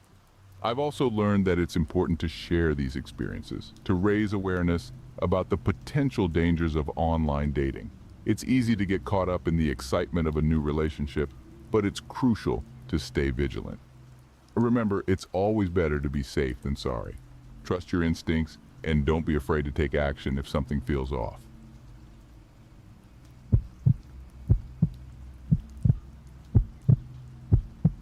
It was a typical Friday night. I was swiping through Tinder looking for someone interesting. Suddenly a profile caught my eye. Her name was Alice, and she was stunning. We matched and soon we were deep in conversation. She was witty, charming, and seemed genuinely interested in me. After a few days of chatting, we decided to meet in person. On the day of the date, I was excited, but also cautious. I had heard stories about people being catfished on Tinder, so I decided to meet Alice in a public place. We agreed to meet at a local coffee shop. When I arrived, I saw a woman sitting alone. She looked nothing like Alice. I approached her and she introduced herself as Alice. My heart sank. I had been catfished. As I walked to my car, I noticed a black sedan parked across the street. It had been there when I arrived. I got into my car and started to drive away. The sedan followed.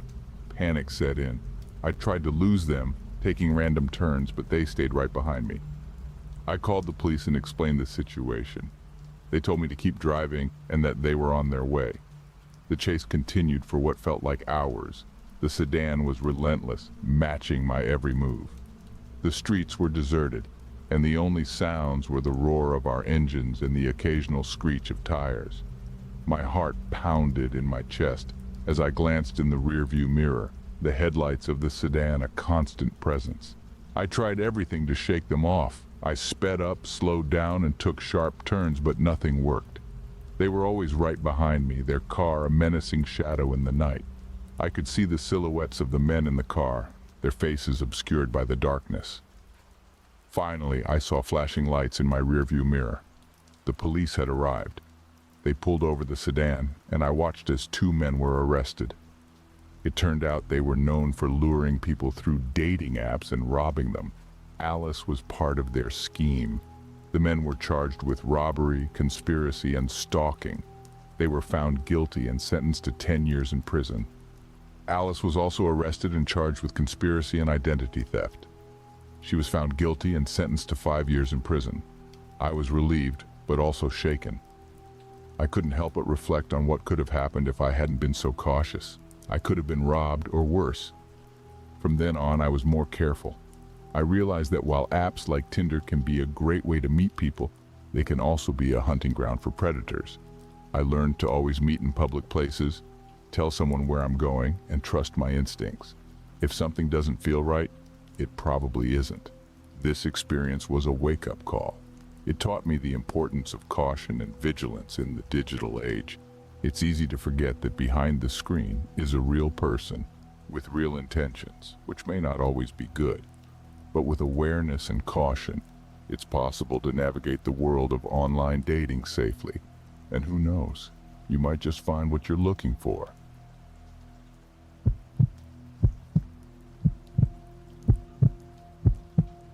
I've always been a bit of a romantic, always hoping to find that special someone. So, when my friend suggested I try out Tinder, I thought, why not? After a few days of swiping left and right, I matched with a man named Alex. He seemed charming, funny, and shared my love for vintage films. After a week of chatting, we decided to meet up at a local park in the evening. The day of the date, I was a bundle of nerves. I put on my favorite dress, applied a touch of makeup, and drove to the park. I arrived at our agreed meeting spot, a quaint little bench overlooking a pond. As I sat there waiting, the cool evening breeze gently tugging at my dress, I began to hear an unsettling sound. It started as a soft rustling, like leaves being disturbed, coming from the forest nearby. I strained my eyes, peering into the growing darkness, but saw no one. The rustling grew louder, morphing into the unmistakable sound of footsteps crunching on fallen leaves.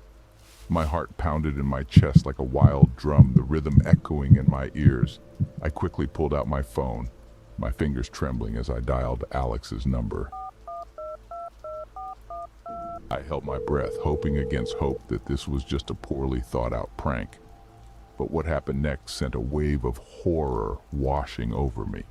From the direction of the forest, I heard a phone ringing. It was a haunting sound, muffled by the trees, but unmistakably Alex's ringtone. My blood ran cold. I was alone in a park, the silence broken only by the sound of a phone ringing from the forest. Panic surged through me like a tidal wave, drowning out all rational thought. I ended the call, my fingers barely able to hit the button. I quickly stood up, my eyes darting around the park, every shadow seeming to hide a potential threat. I started to walk briskly towards my car, my heels clicking against the pavement. The phone in the forest stopped ringing, only to be replaced by the sound of footsteps. They were getting closer. I broke into a run, my heart pounding in my ears. I fumbled with my keys as I reached my car, glancing over my shoulder. The park was empty, but the feeling of being watched was overwhelming. I unlocked my car, jumped in, and locked the doors. I started the engine and drove off, leaving the park and its eerie sounds behind. Once I was safely home, I reported the incident to the police. They searched the park, but found no one. They suggested it might have been a prank, but I knew better. I deleted Tinder that night, vowing to stick to traditional dating. I couldn't help but wonder what might have happened if I had stayed in the park that night. If I had ventured into the forest, following the sound of the ringing phone.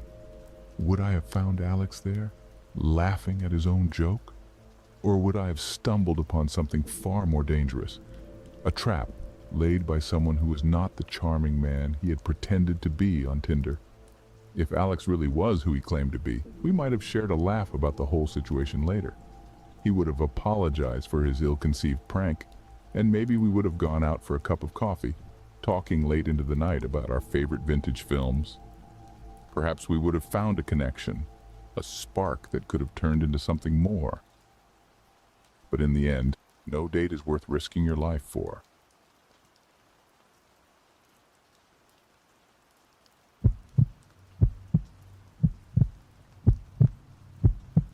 This happened at my childhood friend Tim's place when we were 13. So Tim hits me up with the classic sleepover at my house deal.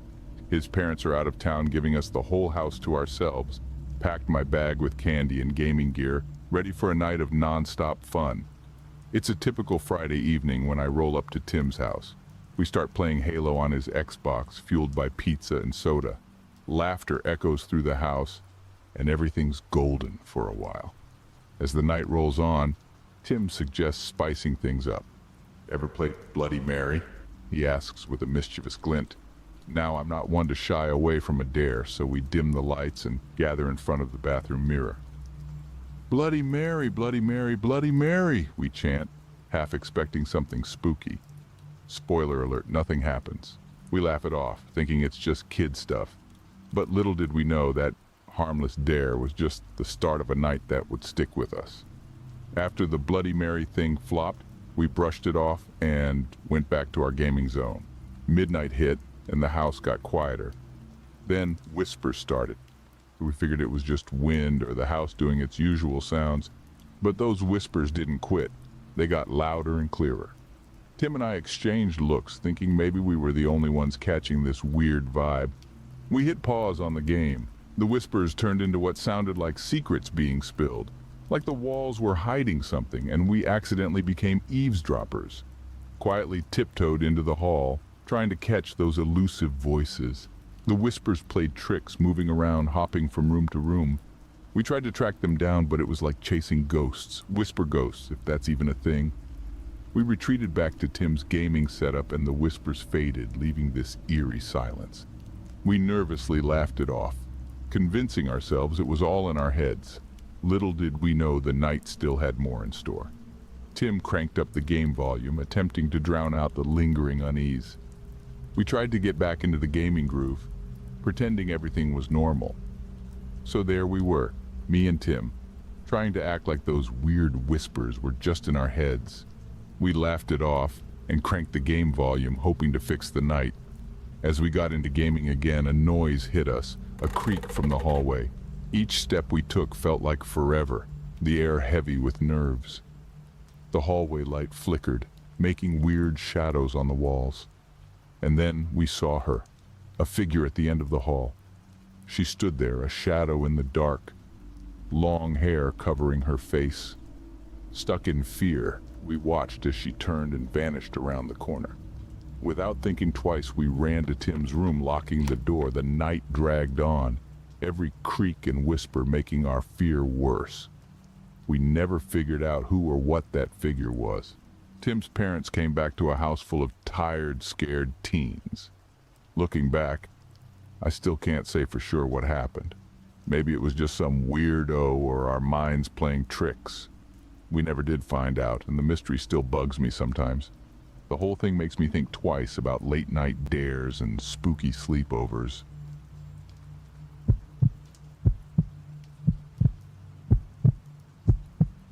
All of this happened a long time ago. It was a cold winter night in upstate New York. My friend Jake and I, both in our late teens, decided to relive our childhood memories with a sleepover at his old house. We were excited, reminiscing about the good old days, completely oblivious to the chilling experience that awaited us. The house was an old, creaky structure nestled between towering trees that cast long, eerie shadows. We set up our sleeping bags in Jake's room, the same room where we had spent countless nights talking about everything from school to girls. The familiarity of the room brought a sense of comfort, but also an uncanny feeling of nostalgia. As the night grew darker, we found ourselves engrossed in our conversation. The room lit only by the dim glow of a single lamp. Suddenly, I felt a strange sensation as if someone was watching us. I looked around but saw nothing unusual. Jake seemed to have felt it too, as he abruptly stopped talking and looked around nervously. We laughed it off, attributing it to our overactive imaginations. But the feeling persisted. It was then that we saw it. A shadowy figure standing in the corner of the room. It was indistinct, more of a silhouette than a person, but it was definitely there. Our hearts pounded in our chests as we stared at the figure, frozen in fear. It seemed to move closer, its form becoming more defined. We could make out the outline of a man, tall and lean. The room felt colder, the air heavier. We could feel the figure moving towards us, its presence filling the room with an oppressive dread. In a moment of sheer terror, we screamed for help. Jake's mom, who was in the next room, rushed in, but as soon as the room was flooded with light, the figure vanished. There was no trace of the mysterious man, no sign of any intrusion. It was as if he had never been there. Jake's mom, although confused, tried to calm us down, assuring us that it was probably just a trick of the light. But we knew what we had seen, and we knew it was real. The rest of the night was spent on the couch in the living room, neither of us daring to go back to the room. The incident left us deeply shaken. The once familiar room now seemed alien and threatening. The identity and nature of the intruder remained a mystery. Was it a burglar who had somehow managed to escape undetected? Or was it something else? Something we couldn't comprehend. The uncertainty only added to our fear, leaving a lasting impact on us.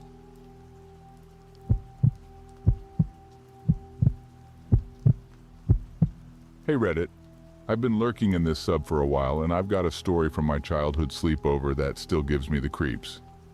It's true, and it's stuck with me for years. Back when I was around 12, sleepovers were the best part of my weekends. My friend Clara invited me over, her parents were cool, the snacks were on point, and we always had a blast. But this one night took a spooky turn. We were doing the usual, watching cheesy, scary movies, chowing down on junk food, and gossiping about school stuff. Clara's parents were knocked out, and the house was dead quiet. Around 2 a.m., we figured it was time to crash. We brushed our teeth, threw on our PJs, and plopped into our sleeping bags in her room. The room was pitch black, except for the faint glow of the nightlight in the corner. As we're about to knock out, we hear this scratching noise from the closet. At first we thought it was some critter or the house creaking, but it got louder, like someone scraping their nails on the closet door. We shot nervous looks at each other, and Clara, being the brave one, decided to check it out. She tiptoed over, and just as she reached for the doorknob, the scratching stopped. We figured it was just our imaginations acting up. But as soon as we settled back in, the scratching returned. This time with a soft whisper, like someone trying to talk just loud enough for us to hear, but not enough to make out the words.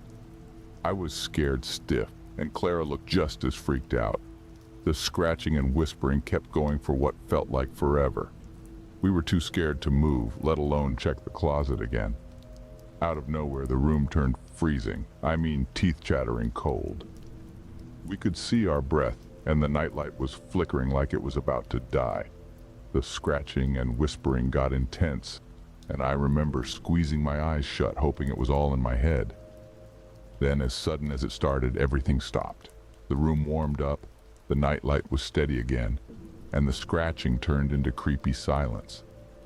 Clara and I didn't say a word.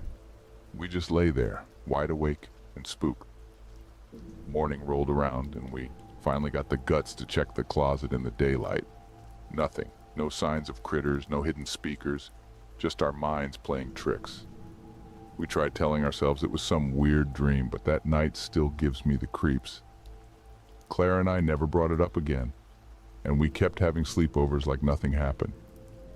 But every time I stayed over, I couldn't shake the feeling that something was off in the shadows.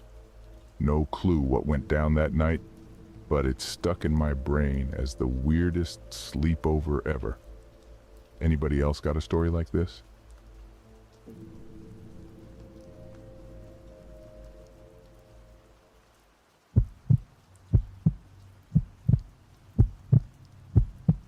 A while back, I had this weird thing happen with this older guy at my job that still kind of messes with my head.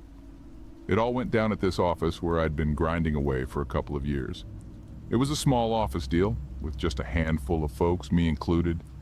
One day, my boss brings in this new dude, an older fella, to work on the other side of the office. Yeah, this place had two sections, one for dealing with client accounts and the other for managing paperwork.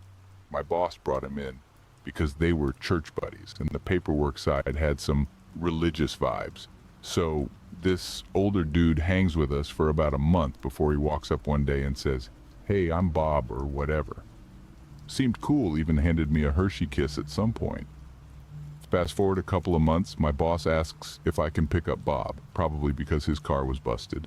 I'm cool with it, and my boss asks if it's cool to give Bob my number for coordination. I'm like, sure, why not? So I pick him up, no drama. After that, though, I start getting these late night texts from him out of the blue. At first he's talking about hanging out, saying sorry for being way older. Then things get kind of creepy. I'm talking paragraphs of misspelled pervy stuff. Tried ignoring it, but it just made him text more. In the middle of this mess, my roommates need a ride to a casino. I toss them a few bucks and they say they'll sort a ride back.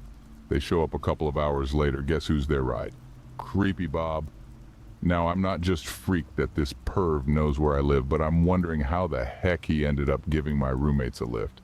Coincidence or what? A few days later, I'm at my friend's apartment, and as I hit the sidewalk, there's Bob, grinning like a creep in front of a shop, wearing a black top hat. Couple weeks later, same thing leaving my friend's place. There's Bob on the sidewalk with that same creepy grin. I text my friend real quick, let him know the creep's back, and split. Later, find out Bob vanished by the time my friend got downstairs. By this point, those texts are coming even faster. Dude's now threatening to show up at my house if I don't respond. Long, dirty texts spelling out what he'd like to go down between us. But when I see him at work during the day, he's all acting like everything's normal. No hint of his nighttime antics. After spotting him yet again leaving my friend's place, I overhear some coworkers talking about how weird Bob is. I jump into the convo, show one of them the texts, spill the beans. We agree to keep it on the down low. Next day, my boss pulls me into his office. He'd heard about the texts, wants to see my phone. I'm kinda hesitant, but my boss says it's necessary. Turns out he had a serious talk with Bob, and the crap stops. Grumpy coworker apologizes for telling the boss, but I get it. We start talking more. And guess what? We end up dating, then getting hitched. Thinking about that weird time with the older guy at work gives me the creeps.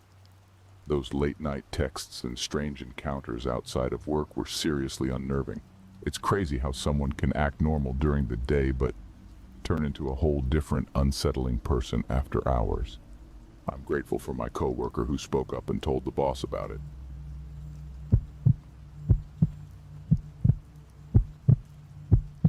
All right, let me take you back to when I worked at this small diner. It was your usual spot where the coffee never seemed to run out and the regulars were practically like family. Most days followed the same routine, but there was this one guy, let's call him Dave, who added a whole new layer to the mix. Dave wasn't your typical customer. He had this thing for sitting in the corner, quietly sipping his coffee, but his eyes, they were always on me. At first I thought maybe he was just a lonely guy looking for some company. Seemed harmless, you know? But then came the notes. It all started innocently, or at least that's what I thought. Dave would leave tips with little messages written on napkins, stuff like, "Your smile brightens my day." Initially I didn't think much of it. I figured he was just a quirky guy trying to be nice. After all, tips are tips, right? As time went on, Dave's notes got more personal, a bit too personal for comfort. "I want you, and here is my number," were among the messages. It made me uneasy. And those stares from his corner, they went from flattering to downright unsettling, like he was trying to etch every detail of me into his memory. I couldn't shake the feeling that Dave wasn't just a harmless admirer. His lingering gaze turned from flattering to creepy, and the other customers began to notice. I'd get sympathetic looks from them like they knew something I didn't. Despite the weird turn of events, I kept serving meals and putting on polite smiles. What else could I do? Complaining about poetic notes to the manager felt a bit too trivial. So I kept my discomfort to myself, hoping Dave would get bored with his little game. But he didn't. The notes took a darker turn, crossing the line between admiration and something far more sinister. I won't repeat the explicit content, but it left me feeling violated, like my personal space was no longer mine. The once friendly diner started feeling like a cage, and Dave's corner became this looming shadow. One day, as I cleared his table, he handed me a tip with a note that left no room for misinterpretation. It was invasive, crude, and just plain disrespectful. That was my breaking point. I couldn't continue pretending this was normal or harmless. Summoning every ounce of courage, I approached Dave. The diner buzzed with its usual activity, but my heartbeat drowned out the background noise. I told him, as calmly as I could manage, that his behavior was unacceptable. I expected a hint of remorse or embarrassment, but instead he smirked. "I'm just expressing admiration for true beauty," he said, his words giving me the creeps. Enough was enough. I reported the situation to my manager, who, to my relief, took immediate action. Dave was banned from the diner and a weight lifted off my shoulders. Looking back on the whole Dave saga, it's hard to pinpoint his true intentions. Maybe he was just a lonely guy trying to connect in a weird way. Or perhaps he found some thrill in making others uncomfortable. His notes started harmless enough, like he was trying to be poetic, but they morphed into something way darker. Whatever was going on in his mind, I'm just glad I stood up and got him banned. It makes me wonder, though, how many people out there deal with unsettling situations like that and never speak up. It's a weird world.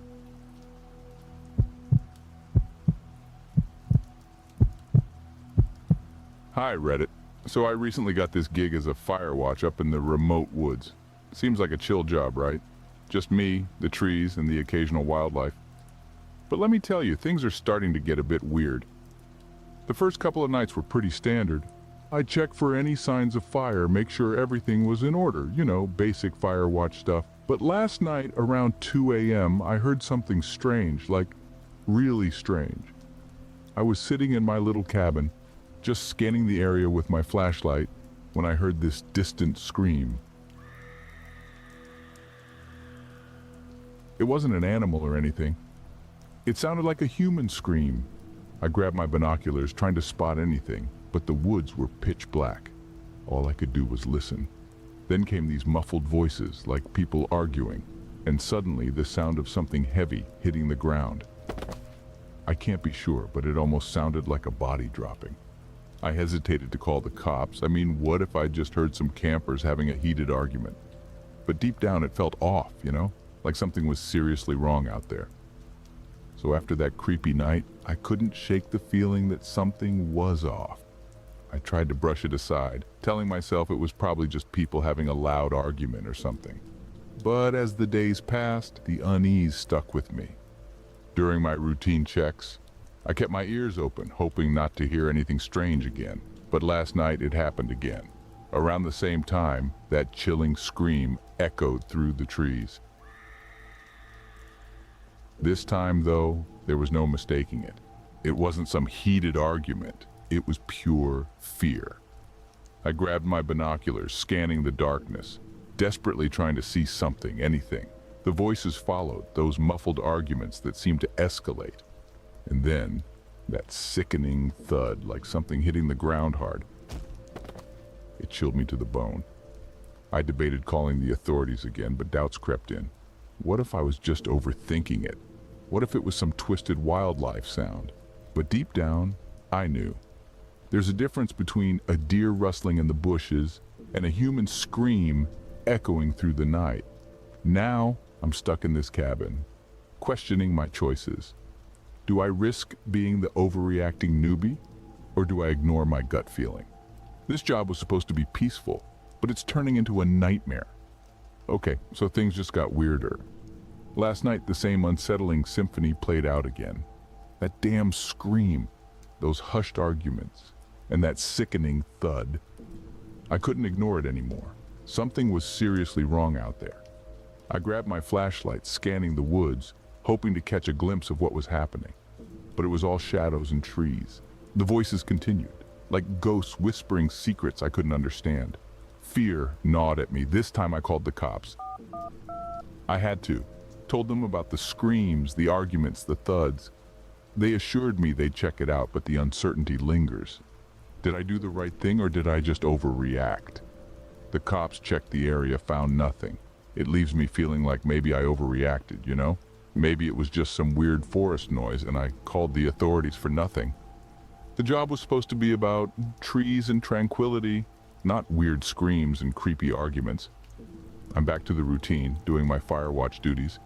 But the unease still lingers. It's like a dark cloud hanging over these woods. Maybe it was just my mind playing tricks on me, or maybe there's something more sinister out there. Either way, it's a story for the books, and I'll be keeping my ears open, hoping those unsettling sounds were just a one-time thing. Stay safe out there.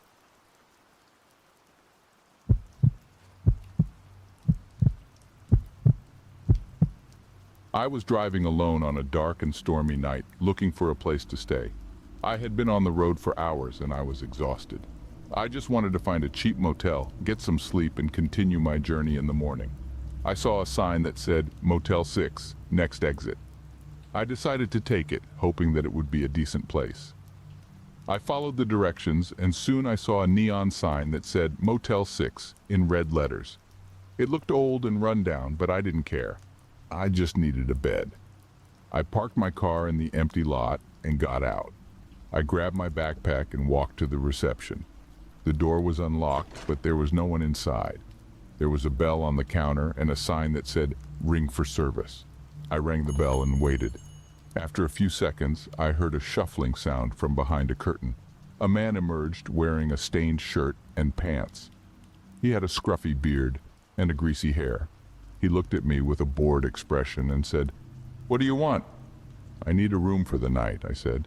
He nodded and reached for a key. He handed it to me and said, Room 12, second floor. That'll be $40. I gave him the money and asked, Do you have Wi-Fi? He shook his head and said, Nope, no Wi-Fi, no cable, no phone. Just a bed and a bathroom. You get what you pay for. I sighed and said, Fine, thanks. I took the key and walked to the stairs. I climbed up and looked for room 12. I found it at the end of the hallway. I inserted the key and opened the door. The room was small and dirty. There was a bed with a stained sheet, a nightstand with a lamp, a dresser with a mirror, and a TV that looked like it was from the 80s. There was a window with a curtain, and a door that led to the bathroom. The room smelled like mold and cigarettes. I dropped my backpack on the floor and sat on the bed. It creaked, and I felt something poke me. I lifted the sheet and saw a spring sticking out of the mattress. I groaned and lay down. I turned on the lamp and looked at the TV. There was a remote on the nightstand, but it had no batteries. I decided to skip the TV and just try to sleep. I closed my eyes and tried to relax. I heard the rain pounding on the roof and the wind howling outside. I also heard some noises from the other rooms. I heard doors slamming, footsteps, voices, laughter, screams, and moans. I wondered who else was staying in this motel and what they were doing. I tried to ignore the noises and drift off to sleep. But then, I heard something that made me open my eyes. I heard a knock on my door and I felt a surge of fear. Who could it be? I didn't know anyone in this town and I didn't want to talk to anyone. I hoped that whoever it was would go away and leave me alone. I stayed silent and pretended that I was asleep. Then there was another knock, louder and more persistent. I heard a voice, a man's voice saying, "Hey, open up. I know you're in there.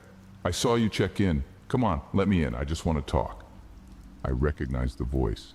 It was the man from the reception, the one who gave me the key. Why was he here? What did he want? I felt a chill run down my spine and I wished I had locked the door. I heard him try to turn the knob and I heard him curse. He had tried to open the door, but it was locked. I felt a moment of relief, but it was short-lived. I heard him say, "Don't make me break the door. Just open up and we can have some fun. You don't want to make me angry, do you?" I felt a wave of panic, and I looked around the room. I looked for something to defend myself, something to use as a weapon.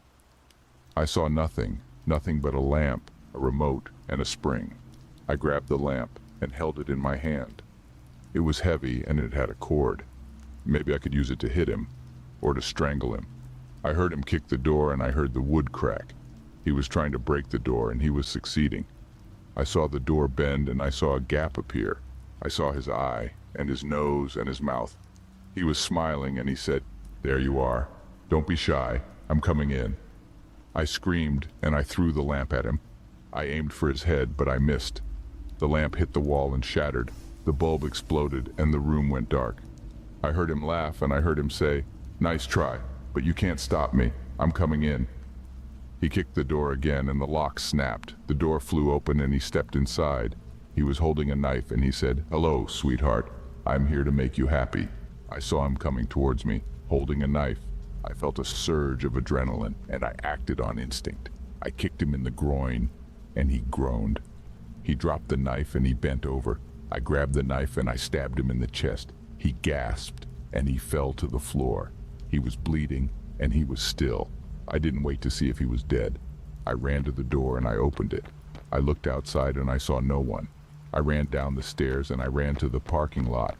I got in my car and I started the engine. I drove away as fast as I could. I didn't stop until I reached the next town. I found a police station and I told them what happened. I told them about the motel and the man and the knife. I showed them the wound on my arm where he had cut me. I showed them the blood on my clothes and the knife in my hand. They took me to a hospital and they treated my wound. They took my statement and they called the motel. They told me that they had found the man's body and that he was dead. They told me that he was the owner of the motel and that he had a history of violence. I felt a mix of emotions. I felt relief and shock and horror and guilt. I had killed a man, but I had also saved myself. I had escaped from a nightmare, but I had also created one. I had survived, but I had also changed.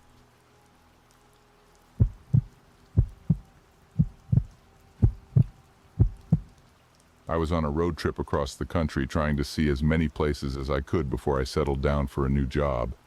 I had been driving for hours and the sun was setting behind me.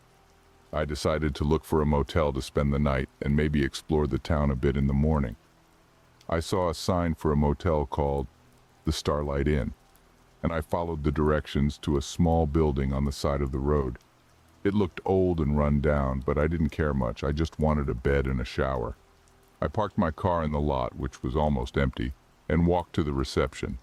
The lobby was dimly lit and smelled of stale cigarettes. There was a TV playing some news channel, but no one was watching. I rang the bell on the counter and a man came out from the back room. He was bald and had a thick mustache. He looked bored and annoyed. "Hi, I need a room for the night," I said. He nodded and handed me a form to fill out. I wrote down my name, address, and license plate number. He took the form and gave me a key. "Room 12, second floor on the left," he said. "Thanks," I said. I grabbed my backpack and headed to the stairs.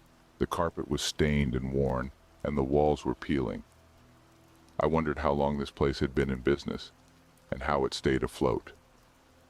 I reached the second floor and walked to my room. It was at the end of the hall, next to another room with a "Do Not Disturb" sign on the door. I unlocked my room and entered. It was small and simple, with a bed, a dresser, a TV, and a bathroom. It was cleaner than I expected, but still had a musty smell. I threw my backpack on the bed and checked the bathroom. It had a shower, a sink, and a toilet. The towels looked old and rough, but they were clean. I decided to take a shower and relax. I stripped off my clothes and turned on the water. It was hot and strong, and I felt the dirt and sweat wash away. I shampooed my hair and soaped my body, humming a tune. I was feeling good and looking forward to a good night's sleep. I turned off the water and dried myself with a towel. I wrapped it around my waist and walked out of the bathroom.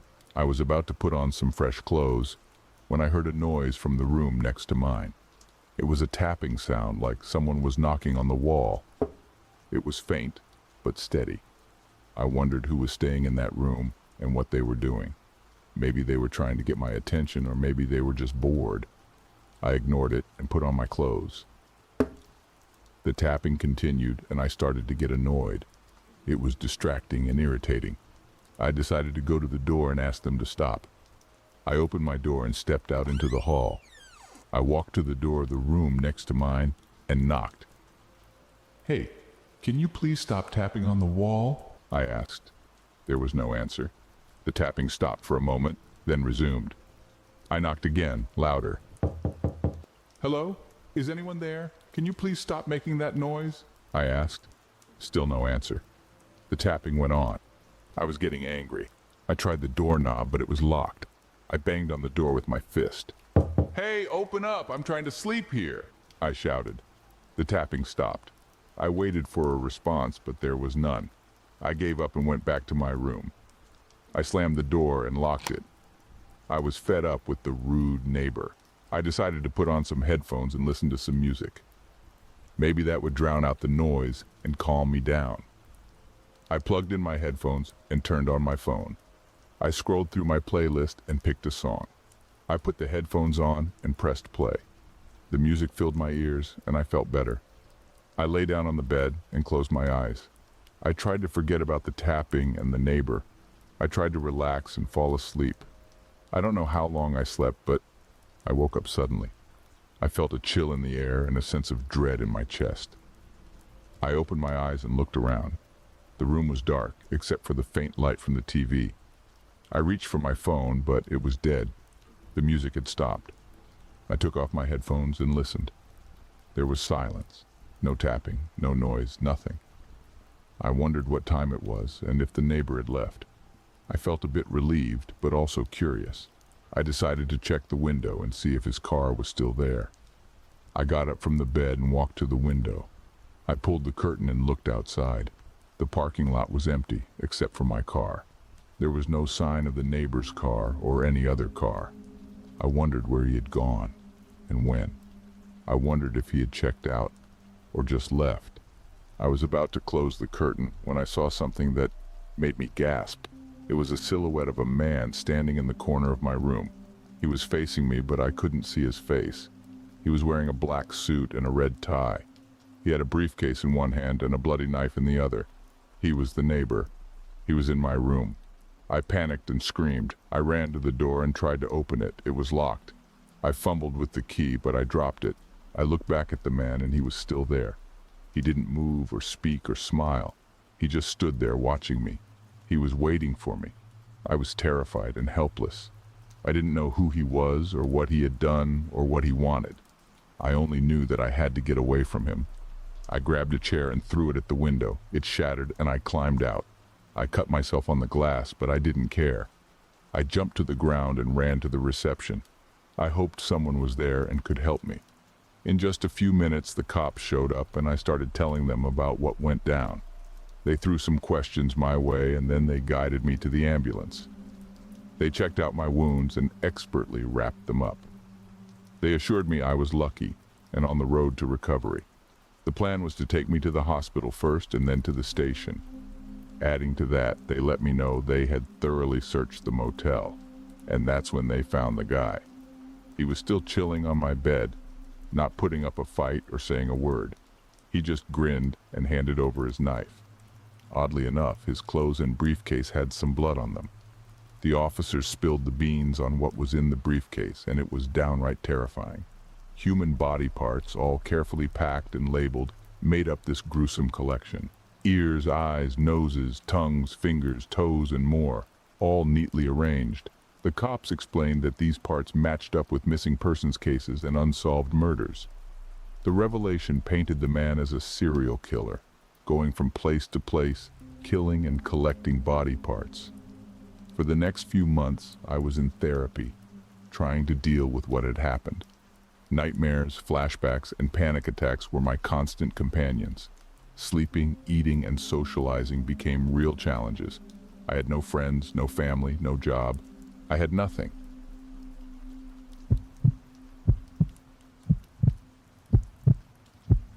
I was on a cross-country road trip with my girlfriend Lisa, looking forward to a vacation filled with national parks and scenic views. While most of our hotel bookings were planned, we left a few nights open for spontaneity. Big mistake.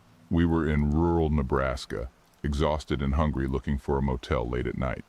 We found a one-story building named Motel 66. It had dirty windows, cracked paint, and a dingy office with a bell. We rang it, and a tall, thin man emerged with greasy hair, a stained shirt, a crooked smile, and a lazy eye. "Room 12, cash only, $40, he said, handing us a key without asking for our names. He smirked, saying, "Enjoy your stay." Our room was at the end of the hall, next to an out-of-order vending machine. The door was dented, the lock loose, and the room itself was worse than expected. Small, dark, and musty, it had stained and torn carpet, peeling wallpaper, a sagging bed with a thin sheet, and a non-functional TV. The bathroom was filthy, smelling of mold, with no amenities like a phone, Wi-Fi, AC, or heater.